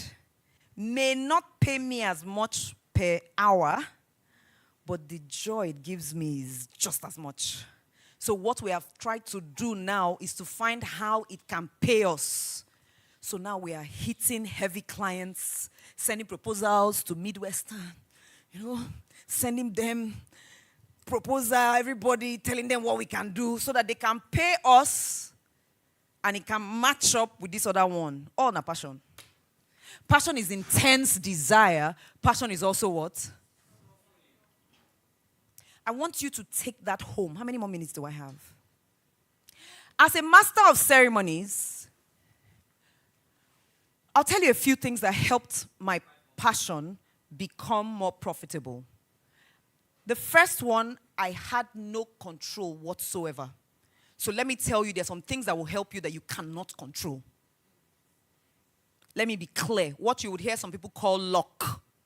Some other people call favor. Some call grace. Some call village people.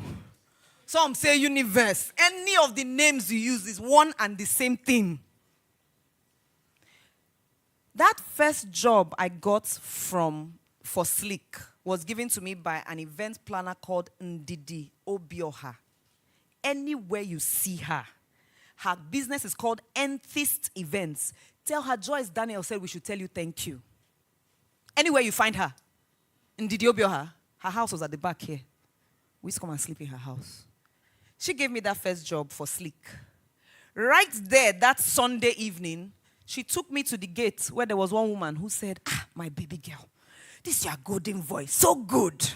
We've already paid okay Bakasio next Saturday, my daughter's wedding. We were finished all the money, but when I heard this your voice, I told him that she has to bring this girl to our wedding next week. Oh, we don't have budget for you, but will you come and say, Mommy, I'll come. I'll come. Especially now that I know that this is the thing I've been looking, I'll come. Say money, the money, no, I'll come. She said, at least we'll pay your transport. I say, Ma, I'll come. So the next Saturday, she said, wear pink, oh. Wear pink. The color of the day is pink. Did I have pink? I borrow it. Alas, my sister have pink. I wear pink. The baby pink and hot one mixed in one dress. Any shade of pink you want, I got it. I reached there. Okay, Bakassi was running late. Basket Mount was there to stand in. I said, can you imagine, Joyce, from zero to you're working with Basket Mount overnight? Wow. See what passion will do for you, take you far after you have suffered small. So I stood there, Basket Mount. You know, at that time, phone cannot take picture. So I don't have a picture of that. But we stood there, okay, Bakassi came, we finished. When the thing was over, the woman said, my baby girl, you were so good. My daughter was so happy. Everybody was so good. We heard your golden voice. Please just hold this one and manage it, okay? My love, yes, mommy, thank you. Entered the bus, the taxi, entered, going home, open it to see 50,000, close it. My 1 month salary. They are telling me to manage.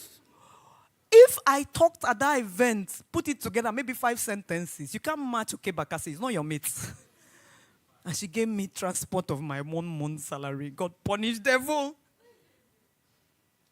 The rest, like they say, is history. So what I could not control was Ndidiobioha's role in my life. What some of us call destiny helpers. Some people that will just open doors for you. I was in a car yesterday. I finished teaching somewhere. I went to, I taught in Lekki 1, had to go for a strategy meeting in Ikeja. Coming back, my girl was trying to reach me. Somebody has been trying to reach you. Oh, there's this message on Instagram to respond. I slowed down and I read the message. And I just started crying.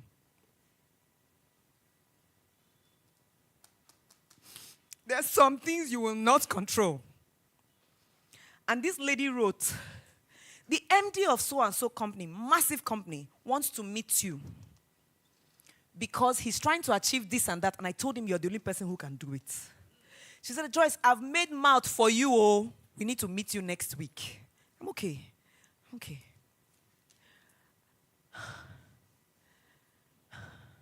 My girl who is in charge of social media said, thank you so much. Please send your contact so we can reach you. She sent her contact. So I called her as I was driving on Ikorodu Road, heading back to VI. She couldn't believe I was crying. Because after all, am I not queen of talk? Haven't I been doing this for 18 years? But could I have controlled what she said inside that office where I was not there? And I had no clue that such a conversation was being had. I couldn't control that.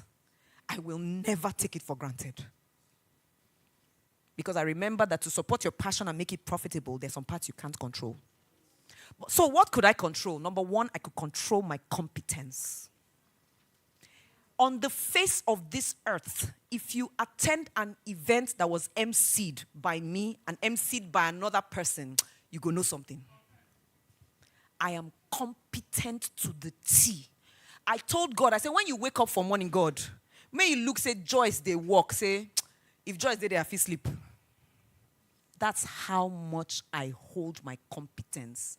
You see, I'm good. David saw Goliath. I said, no be animal be this. Do you know the size of a bear? Do you know it's bigger than Goliath? I don't kill bear.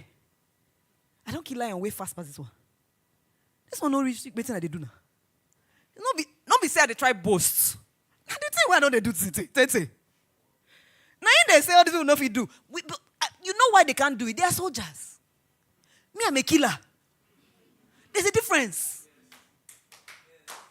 So you see competence, it's not there for school alone. It's there for everything where they do. That thing you say you are doing, are you really good at it? If not, you are making noise. It will never pay you. There are people who have come to me, oh, mom, a good this. I'm like, oh, yeah, do this design for me. Now I'm like, I can see all the errors. Why am I going to pay you? Even me that don't know the slightest thing about design, I already know you can't do this here. So how am I to hire you? So you go and get training. You will train yourself either as a shepherd outside doing it crude, or you go to school for it. Choose one. It's either you're a soldier. Soldiers are trained, right? They go to school. The other one, they do it raw in the bush. But you will choose one. You must do one. And I've seen that more often than not, it's the one in the bush that works faster. But David, never again was it written in the book that when he became king, he was still using sling. He had gone to learn. Kings use swords. He didn't say because I was a shepherd boy, that's what helped me kill Goliath and forever. That's foolishness. You will go to school. You go and support the rest with business knowledge. That has helped me. No course where I never attend. No training when I have never paid. So I go do masters last year. 22 years after bachelor's. That's how I met my wonderful people, including Brother Dile. Imagine if I no go there now for day. Some things you can control. What else can I control? I can control my marketing. And the market, shall. From Facebook, 2007, it was only Facebook. Oh. No week where I know they post up to 3 times by myself. Say, see what I do. I good. If you need me, call me. If you want test, tell me. I will give you small testing. I'll do part of your event free. You could pay the other parts. I went everywhere.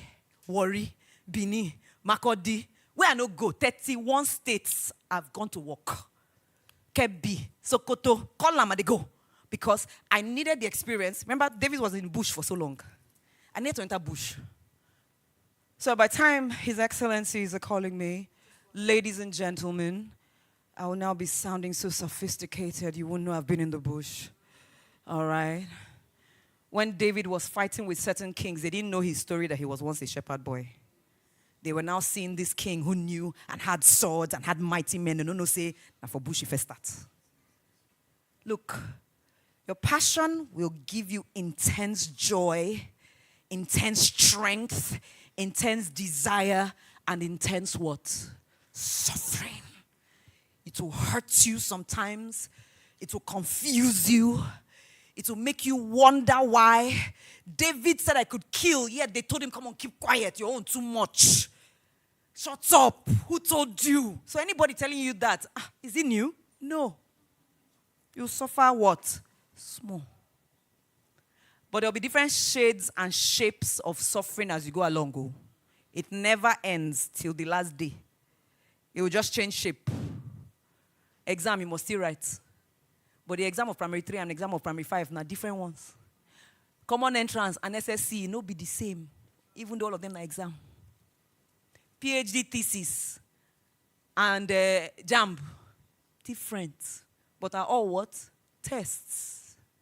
So before you can be promoted, you will test small. That might be the suffering. I want you to normalize suffering. Don't think of it as an exception to the rule. It is the rule. It is the rule. If you will stay hot like me at 44, looking all fly, no makeup, skin popping, glowing, you're going to wake up early, girl, and go to the gym. You're going to drink 3 liters of water every day. You're going to use niacinamide and hyaluronic acid on your face. You're going to eat clean and stay away from processed foods as much as you can. The occasional shawarma ain't going to kill you. But you're going to get so used to the taste of green tea and bland oats that when you eat certain things, they will irritate you because you have suffered enough to know that this one no good for me again. So suffering will cleanse you. Go and ask Messi. How old is he? How old is Messi? 39. How many 39-year-olds still they shine like that on stage? That's a man who suffers. Go and look for his mates that are 39. Whether he cried or not cry, all are part of the suffering. History will forever celebrate him. Plus the tears. Because passion comes with suffering. I thank you for your time.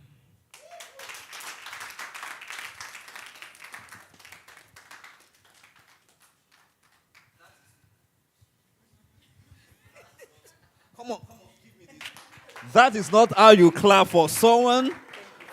Thank you for your time, man.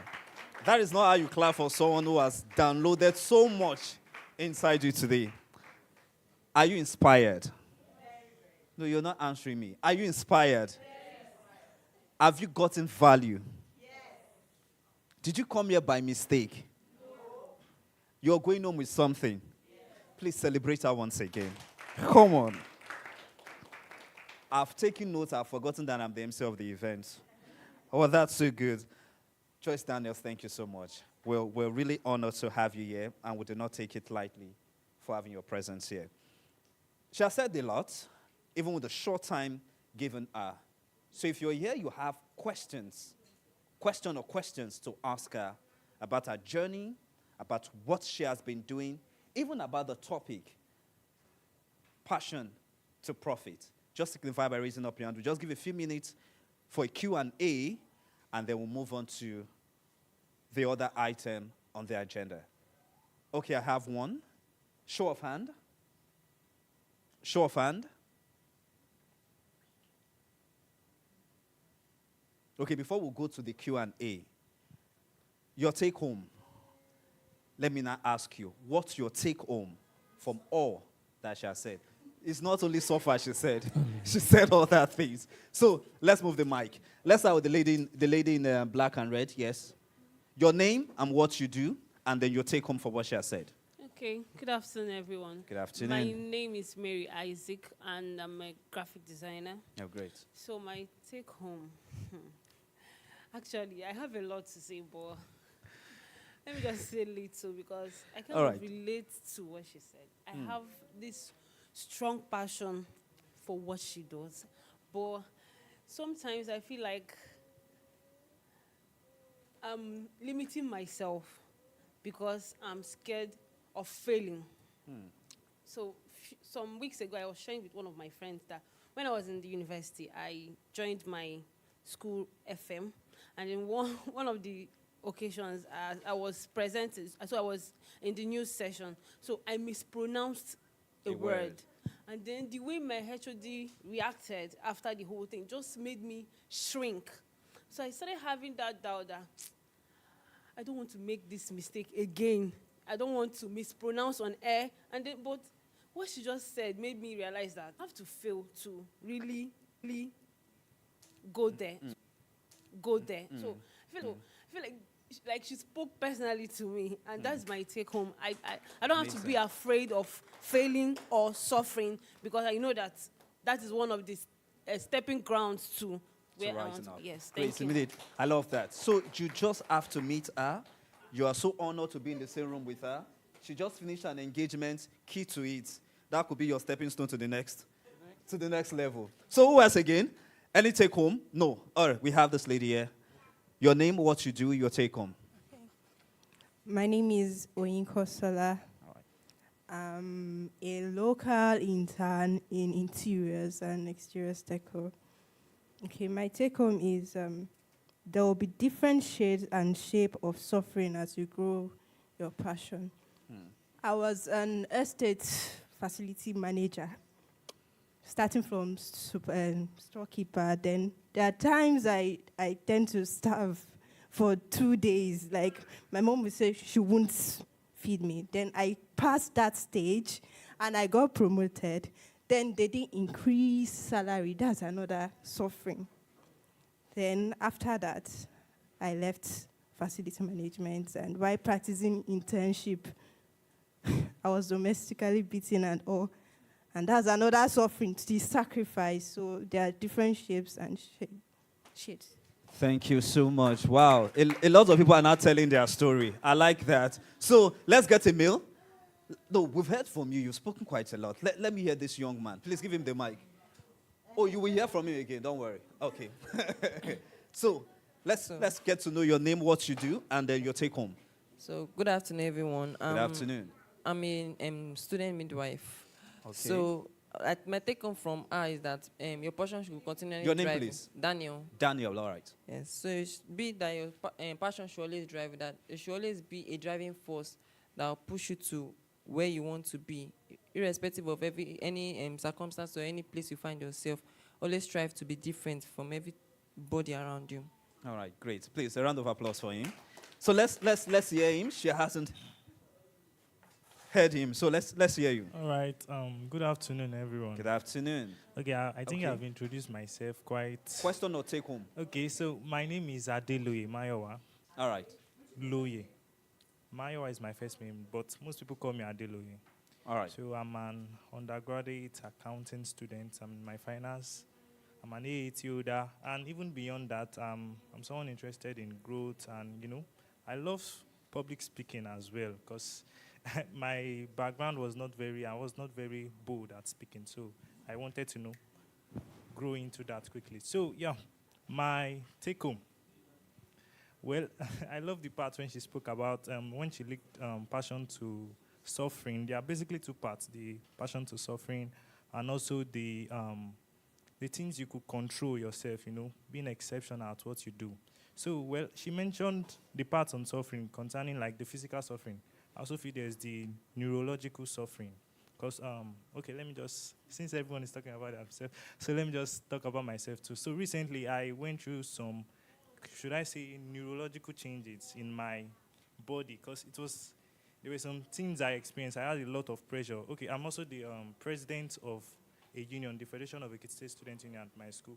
So I also had exams during those periods. I was trying to raise funds we had an event, and I was trying to raise funds. So everything just came up into it, and I've never handled such pressure before. So there was a change in fall short. Yes, there's the grace, there's the dream, there's the passion, but can you intentionally put in the work to get better? Can you actually do it? So that's basically it for me. Thank you. Amazing, amazing. Please, a round of applause for him. We're all telling our stories now. I love it. I will tell my own story also, how I suffered. Don't worry. We'll go watch movie today. I've not heard from that end there. Yeah, let's have that lady on green. Okay, the media too. Everybody gets story. Joyce don't inspire us. Okay, good afternoon, everyone. Hi, good afternoon. My name is Moy. It's such a privilege to hear from you, ma. I have watched many of your videos on YouTube. And if you go on YouTube, she's one of the first names you will see on public speaking. So sometimes I watch it I love speaking publicly. So sometimes I just go watch the way you act, watch the way you talk, watch some of your events. And when I saw this picture, it didn't click. But when I saw it today, I was like, oh, it's the same person, actually. So it's such a privilege today for me. So a few days ago, I was just thinking to myself, because I left my job as a web developer to become an artist. So I'm asking myself, like, whether I'm really correct. This is my passion that I've chosen. Did I really, was I really thinking straight? And one word that really jumped at me this week was apply pressure. And when you were speaking on competence, it struck that passion needs some pressure. So it's not just about doing what you love, but being so good that people cannot ignore you. So when I heard, it was just like a confirmation of the fact that, oh, you are passionate about this thing. You're doing it quite all right. Quite a number of people have invited you, but you don't seem to have gotten to a place where people cannot ignore what you have. So I need as much pressure as I need to get to that level of expertise and that level where people cannot just take my eyes off me. And I am really grateful for this opportunity, even to meet you as a person. Opportunity like this come but once. You miss it for life. Now we've taken a lot of take-homes. Now let's get to the questions. Okay? Questions. Can I see your hands up if you've reconsidered? Yeah. Linda, 1. 2. Show of hand. The media guys, I saw someone raising up his hand. Okay, yes. You want to share your story? Okay. So don't worry, we'll have enough time for that. Let's start with question. Linda, let's have you. Thank you so much, Mama Bear. So, our governor, yes. So, Ladele had told me about Thrive last year, I think I remember, but I couldn't make it. And this year, he sent it to me. And when I saw you, I saw Blessed, I saw Ladele. I said I'm going to be here no matter what, because I never get tired of listening to Joyce talk. While in class, I'm just waiting for Joyce to collect the mic. So I have this question. Your passion was driven by your reason to resign was driven by your passion. However, was it the comfort you had that made you feel like you were not where you wanted to be? Was it too comfortable did it become too comfortable? And my question goes, I'll tell you why. At my place of work, I had been in the business for 7 years, same company. And sometime this year, people have been pitching me from other companies. So someone pitched me from another company, somebody I respect. And what they offered, they said they had for the role. I went higher. And they were willing to give. They now came back and said, send XYZ. I chickened out. I didn't tell anybody I chickened out. The day I mentioned it to somebody in the office, are you mad? That money is 4 times what I'm receiving now. I chickened out. But somewhere along the line, I went back. I said, no, I don't feel the drive to be here. However, I've started feeling too comfortable where I am. So I'm in a crossroad. Was your own driven? Was there a point where you started feeling too comfortable? I do things like I'm too familiar with what I do. I've become over familiar with my job. I'm actually very competent at my job as well, because most of the time when my boss is saying, he's talking to me, so I'm a salesperson. So whenever we're in a meeting, no, Linda, you can't give me that. No, you can't give me that. No, not from you. I can't take this from you. Everybody is saying I will give 1 billion. When I say, God forbid, 1 billion from you, give me 1.5. I'm like, oh God, no now. Like, it's draining. It has gotten to that point. So at what point was it the happenings around, or just the drive from within to want something more? Or I'm asking this question because I'm really at a crossroad now. I have this year to make a decision finally. So thank you very much. Thank you. Interesting. Okay. I'll Do you take want to more. get other Yes, questions? I'll take All right. The lady and Jane, please. Hi, hello. Hi. It's so nice to have you once again. So I have like a couple of questions. I'll just try to blend them to be one. So in recent time, I'm talking about this year. Last year, I was very, very busy. I did not have time to overthink or overstress things. So I was very busy, unlike this year. So this year, I've been talking to myself and my sister, and then we've been having conversations about mindset and how mindset affects your passion, affects everything in general. So I want to answer this question, that how was your mindset while you were deciding to quit your job and then go into your passion, to look for your passion? Because I told someone recently here that I have intentionally been doing a mind purge, intentionally, because I noticed that when you're idle, for someone like me that is very restless, I like to be up and doing. And then when I become too idle, it begins to make me think things. I begin to overthink things. Sometimes I have ideas. Sometimes I have ideas that sound very alien. So how was your mindset like? And how were you able to just get your mindset to accept that you were made for more and then drive you very far that you are now? Thank you. Thank you very much. Interesting. Okay, so there's a lady at the media stand. Okay, good afternoon, everyone. Good afternoon. Ma'am.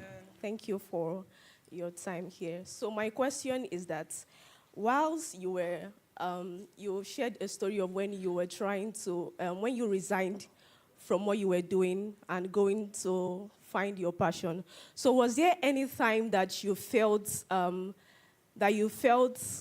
tired, or, because I'm asking this question because recently I resigned from what I was doing. I resigned from from my job because I felt like I needed more, and I don't know how to put it, but I just felt like I was not that place that I am. You're too much for it. Exactly. I needed a space where I can grow more, where I can, because I know that I'm also someone that is interested in also speaking, building myself confidently, and also interested in storytelling. I started more like as a what's it called? Spoken word artist, yeah. So was there any time at that phase of your life whereby you felt like at that time when you were no longer doing anything, you're only finding you're trying to find out what which you wanted to do. Was there any time when you felt like I'm even tired? Should I eventually even go into this thing? Because for me, it looks like as if there's no way forward. How do you want to get there? How are you going to navigate through and get to that point at which you just need to get to that place that you want to be? I don't know if I understand Yes, you. What's yes, your name, yes. please? Jane. Jane. Okay, so that does it for us, right? Jane? All right. These are really good. Great questions. So I will ask mine Okay. to just wrap it up. So I listened to your story, quite inspiring.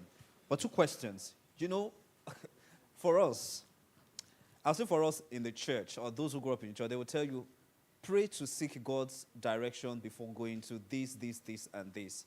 And then in your story, you just woke up one morning and decided that you want to resign. So, Where is God's voice? yes, exactly. Why was there no seeking God's face before taking that move? And then, what was the why for you that kept you moving despite all the suffering?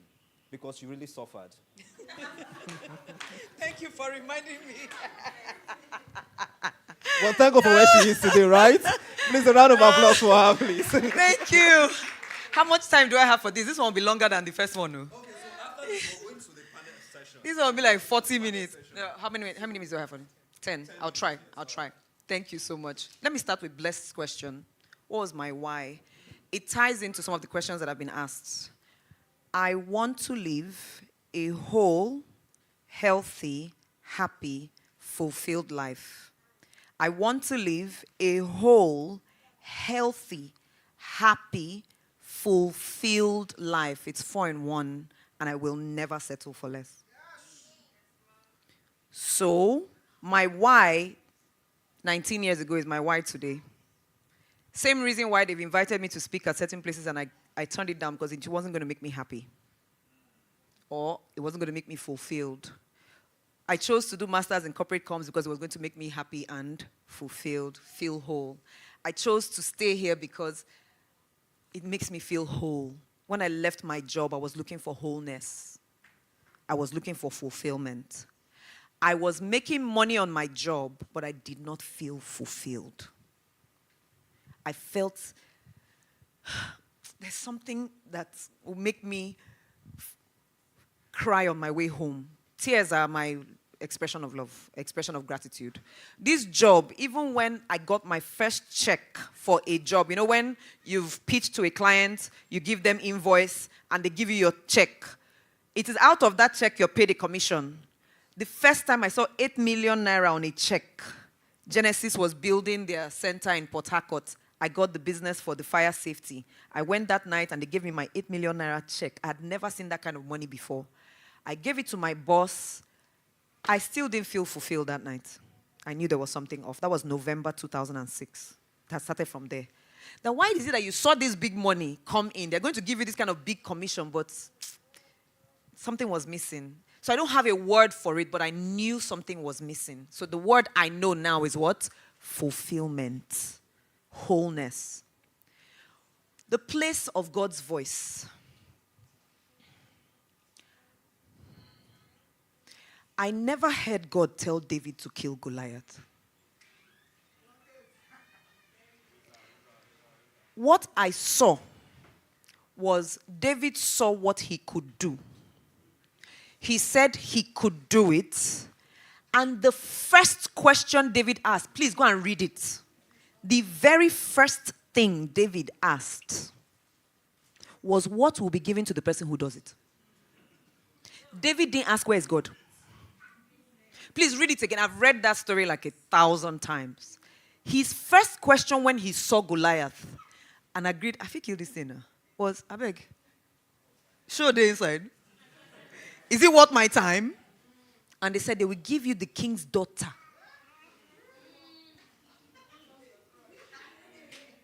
This girl will go Harvard. When they use goat milk, baffam, they'll give me shepherd boy. I kill you. You said they give again waiting. Said they will give you tax freedom for you and your family for the rest of your life.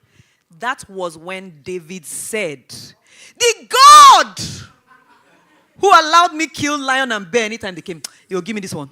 Then they're mad. Their father. Their dad. I never heard that God told Joseph he will be great. Joseph had a dream and interpreted it for himself. It was not there. Go and read it. God didn't tell him. He chose his interpretation.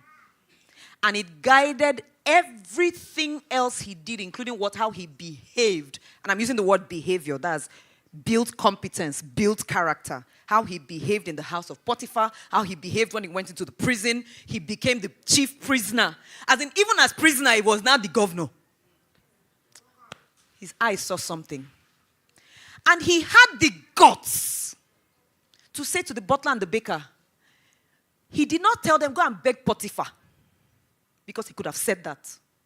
Because if you read the history and you open the map, which I have done, the prison where Joseph was inside Aso Rock. It was not Kirikiri. It was right there at the presidential villa. And his master Potiphar's house was next door. Him being the chief of the king's guard. His house was not far. Meaning that Joseph had been, if you go to Aso Rock today, the chief of staff or the chief servant in Aso Rock and the chief servant in Bajabi and Miller's house, they are friends. They know each other. Because when Oga and Oga come, all of us go there inside the protocol room. Boy, how far now? Yeah, wait, how your Oga there? Now, see what's going to happen. So, Joseph was already flexing because he was the chief servant in Potiphar's house. He could have told the butler and baker of Pharaoh, please go and beg my Oga for me. He said, for where? Go and tell Pharaoh about me. Competence. I know it's in a carry. I didn't hear God's voice there. Esther, no be God tell her and say, may she go do Big Brother.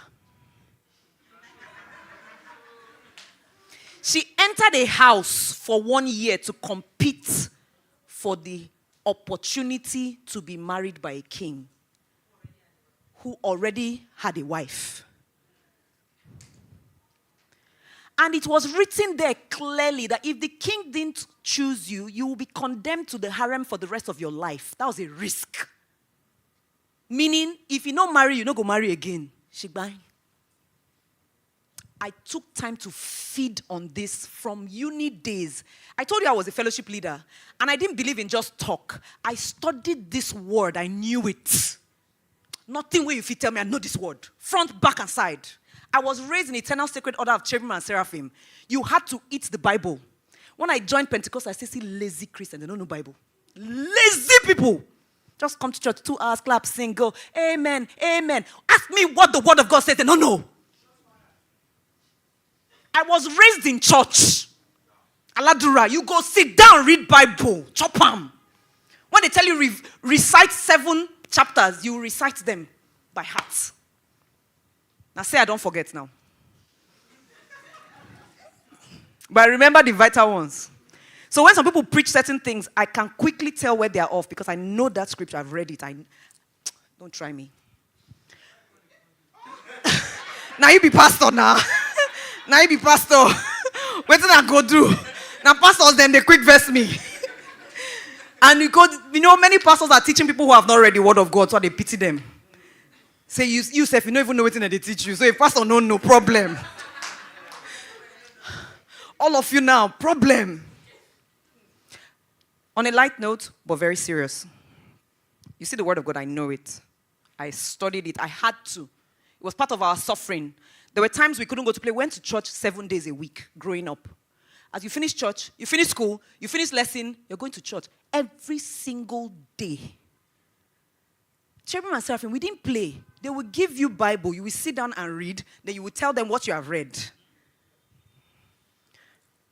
So, where is God's direction? It's in my heart.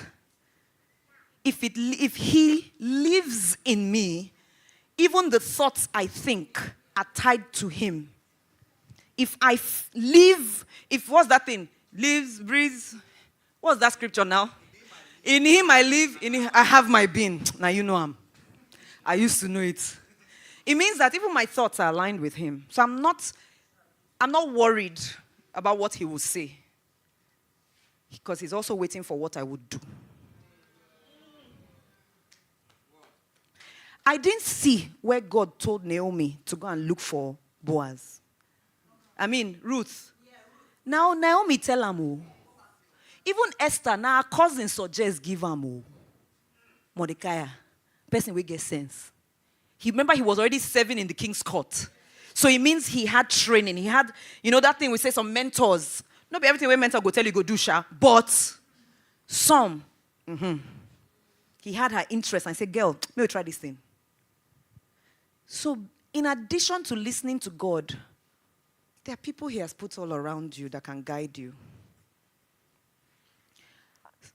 I went for a meeting, a strategy session yesterday, and toward the end of the session, the lady said something, Joyce, I think you should also take this some time, go and pray, sit with it. This man don't know who she talk to. She talk, sit with it, go into the real place of prayer. Go into like the forest and, separate yourself and hear from God. I say, ma, how many did David hear? Am I saying there's no place for God's voice? That's not what I've said. But I can show you. After the first time that Paul heard from God, where his name changed from Saul to Paul, how many other times did he hear? The rest na book where he read, oh. Now, writings where he write, oh. Not be say every day they wake up, God, they tell him, they interpret, give us. The rest na him do him. He will say, this one is of the Lord, the other one is from my own heart. We see the preach until today. How many times when God talked to Jesus, say, okay, well, he was God on earth, he became flesh, And the reason I'm taking time to dwell on this is because I've seen too many people stuck because they're saying, I'm still seeking God's face. I'm like, wow. No wonder Gabriel go to tire every day. Say, God, what is this man that you're mindful of him? You don't give him brain. You don't send him go school. You don't give him food. You still say they wait for you. If they only me, if I don't go do this work, finish. What is this man that? Oh, Michael say, calm down. Gabriel say, Michael, leave me. If not leave me, if I don't go finish. After you go send me message, me I go tell them something. Look, me I don't tire. Waiting. I don't go again. These are the ways my mind works. There are times I'll just say, Gabriel, I beg, no vex today. Oh. Michael, no vex today. Oh.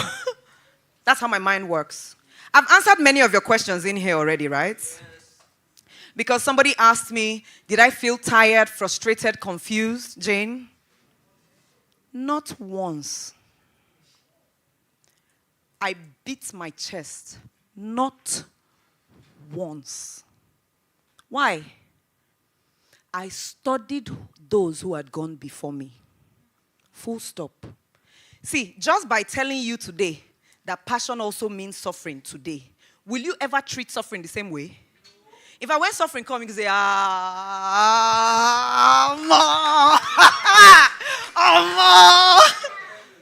So I was always cruising. I am an avid consumer of knowledge. Anything on my path, I study, I listen, I read. I am knowledgeable. Oh. Passion is not empty head. As David, he knew how to kill. He didn't go blind and say, no, I'll just kill him like that. No. When they gave him sword and spear, he said, hold on. If you've read the book David and Goliath by what's his name? Malcolm Gladwell, thank you. Where he explains the physics of what happened on that field. And I read that book, maybe when the book just came out, maybe over 10 years ago. And I was like, this is that thing I've been saying since, that David knew the system. It wasn't passion with empty head. He knew that for this size, with this velocity of all the animals I've dealt with bear way big past this one. I've dealt with lion way fast past this one. You don't do contact. They'll win. You use velocity. You stay at an angle. If you stay in front, now your body, if you carry go house. You stay at an angle. It was not empty. Passion does not equate foolishness. Unfortunately, when a lot of people talk about passion, and I ask a number of questions, what have you studied about this? Who are the people that you have studied that have done this before? They're like, Ma. I'm like, wow. Where do we start with you, honey? My phone comes out at that time. British. Innit? You're a fool. You need to go do some studying and reading. Fill your head with some sense. Then come back, because passion is not foolish. It's intense, but it's knowledgeable. Ask Daniel. Ask Samson. I won't talk about Samson today. My mindset while I set out to follow my passion, has this answered your question? Who asked that? Rachel. This mindset that I have today, I had it then. Remember, by this time, I had a child who was 5 years old. I had been through the valley of having a baby in my 3rd year in school. I had tried to have an abortion, it didn't work. I'd gone to the hospital, the doctor sent me out. I'd gone to Babalawo, he said he could not give me anything because God told him that the child in my stomach was for him. So I was coming from somewhere. I left that Babalawo's place that day. 5 months pregnant. Hadn't told a soul in the world that I was pregnant. Vice president of my fellowship, Winners Campus Fellowship, pioneer, University of Port Harcourt. Vice president of Port Harcourt University Anatomy Students Association. I was not a nobody. Trying to become vice president, student union government. One of those controversial church girls where they wear trousers. Nice people, they know to like you. Say I'm one of us, but they wear trousers, they gist with people we know, No wonder you go get belly now. My parents were church leaders. My father at that time was chairman church board, Winners Chapel, Port Harcourt. No, be now where Winners there everywhere. There was only one Winners Chapel, big church. My father was chairman church board. My father was chairman elders council. My mother was president WMI, Women Ministry International. That now it doesn't exist in Winners anymore. Girl, I had built myself. When I left that Babalawo's place that day, this was 2nd semester, year 3. I was driving from there to school. I put the windows down. I said, girl, you're going to have a child. And this child is going to be great. Because if this is what was supposed to destroy you, you go show I'm shiggy. I said, God, I make you a promise today.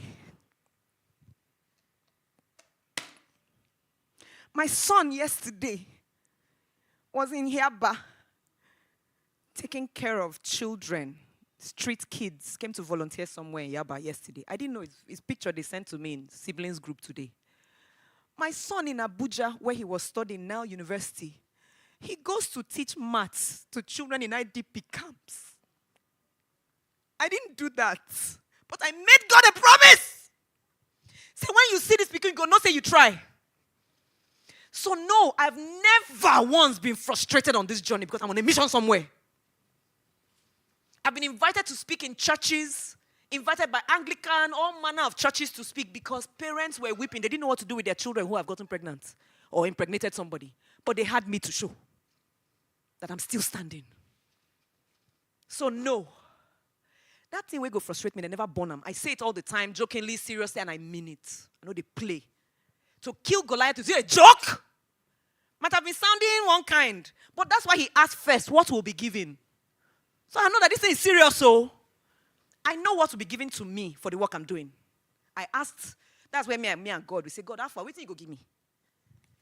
Go settle me, oh. Because I suffer, oh. I really suffered according to you. The shame, I came back to school. People stood up on stage. Say, hey, some people are in the class today. Before now, they will be on stage saying, people should come to fellowship.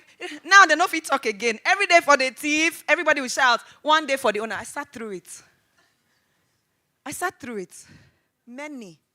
I sat through my parents being stopped in church. That, oh, sorry, you can't sit here today, elder. A man who cannot take care of his family is not fit to be an elder in church. I go show devil shaggy. Because I can. because David knew he could. So it's okay for me to own what I can. So you see competence, I will eat what I need to do to get what I need to get so that I can kill any Goliath without thinking too much. In my field and sphere of influence. Odeshi. If people don't stop me now, just keep talking here. Even me, don't forget to be MC. Please. But I believe I have answered all your questions in one way or the other, right? Thank you. Thank you so much. Thank you. Thank you. Thank you. Thank you. The same man, the cry was almost moved to tears. Honestly, but that's too much to get for Thrive 100 Summit. Please, a round of applause for her once again. I'm so touched. But because of time, we'll just have to move on. We're going to be having our panel session another time again for explosive insights, inspiration, and knowledge sharing. So we're going to be calling on the platform 3 keynote speakers, and this session will be moderated by our convener. It's not going to take much of our time so that we can move on to other activities that we have here, then wrap up in good time. So please put your hands together as I also make welcome. Our first keynote speaker is back for us here again. I told you he'll be coming back, and he's back. Dami Oguntunde is back here. Please, a round of applause for him. Please, this way, sir. Thank you very much. Let's just take the seats. Yeah. Thank you. And also in the same spirit, please, if your hands are not so busy, put them together as I make welcome Joyce Daniels, the queen of talk. This way, ma'am. Thank you so much.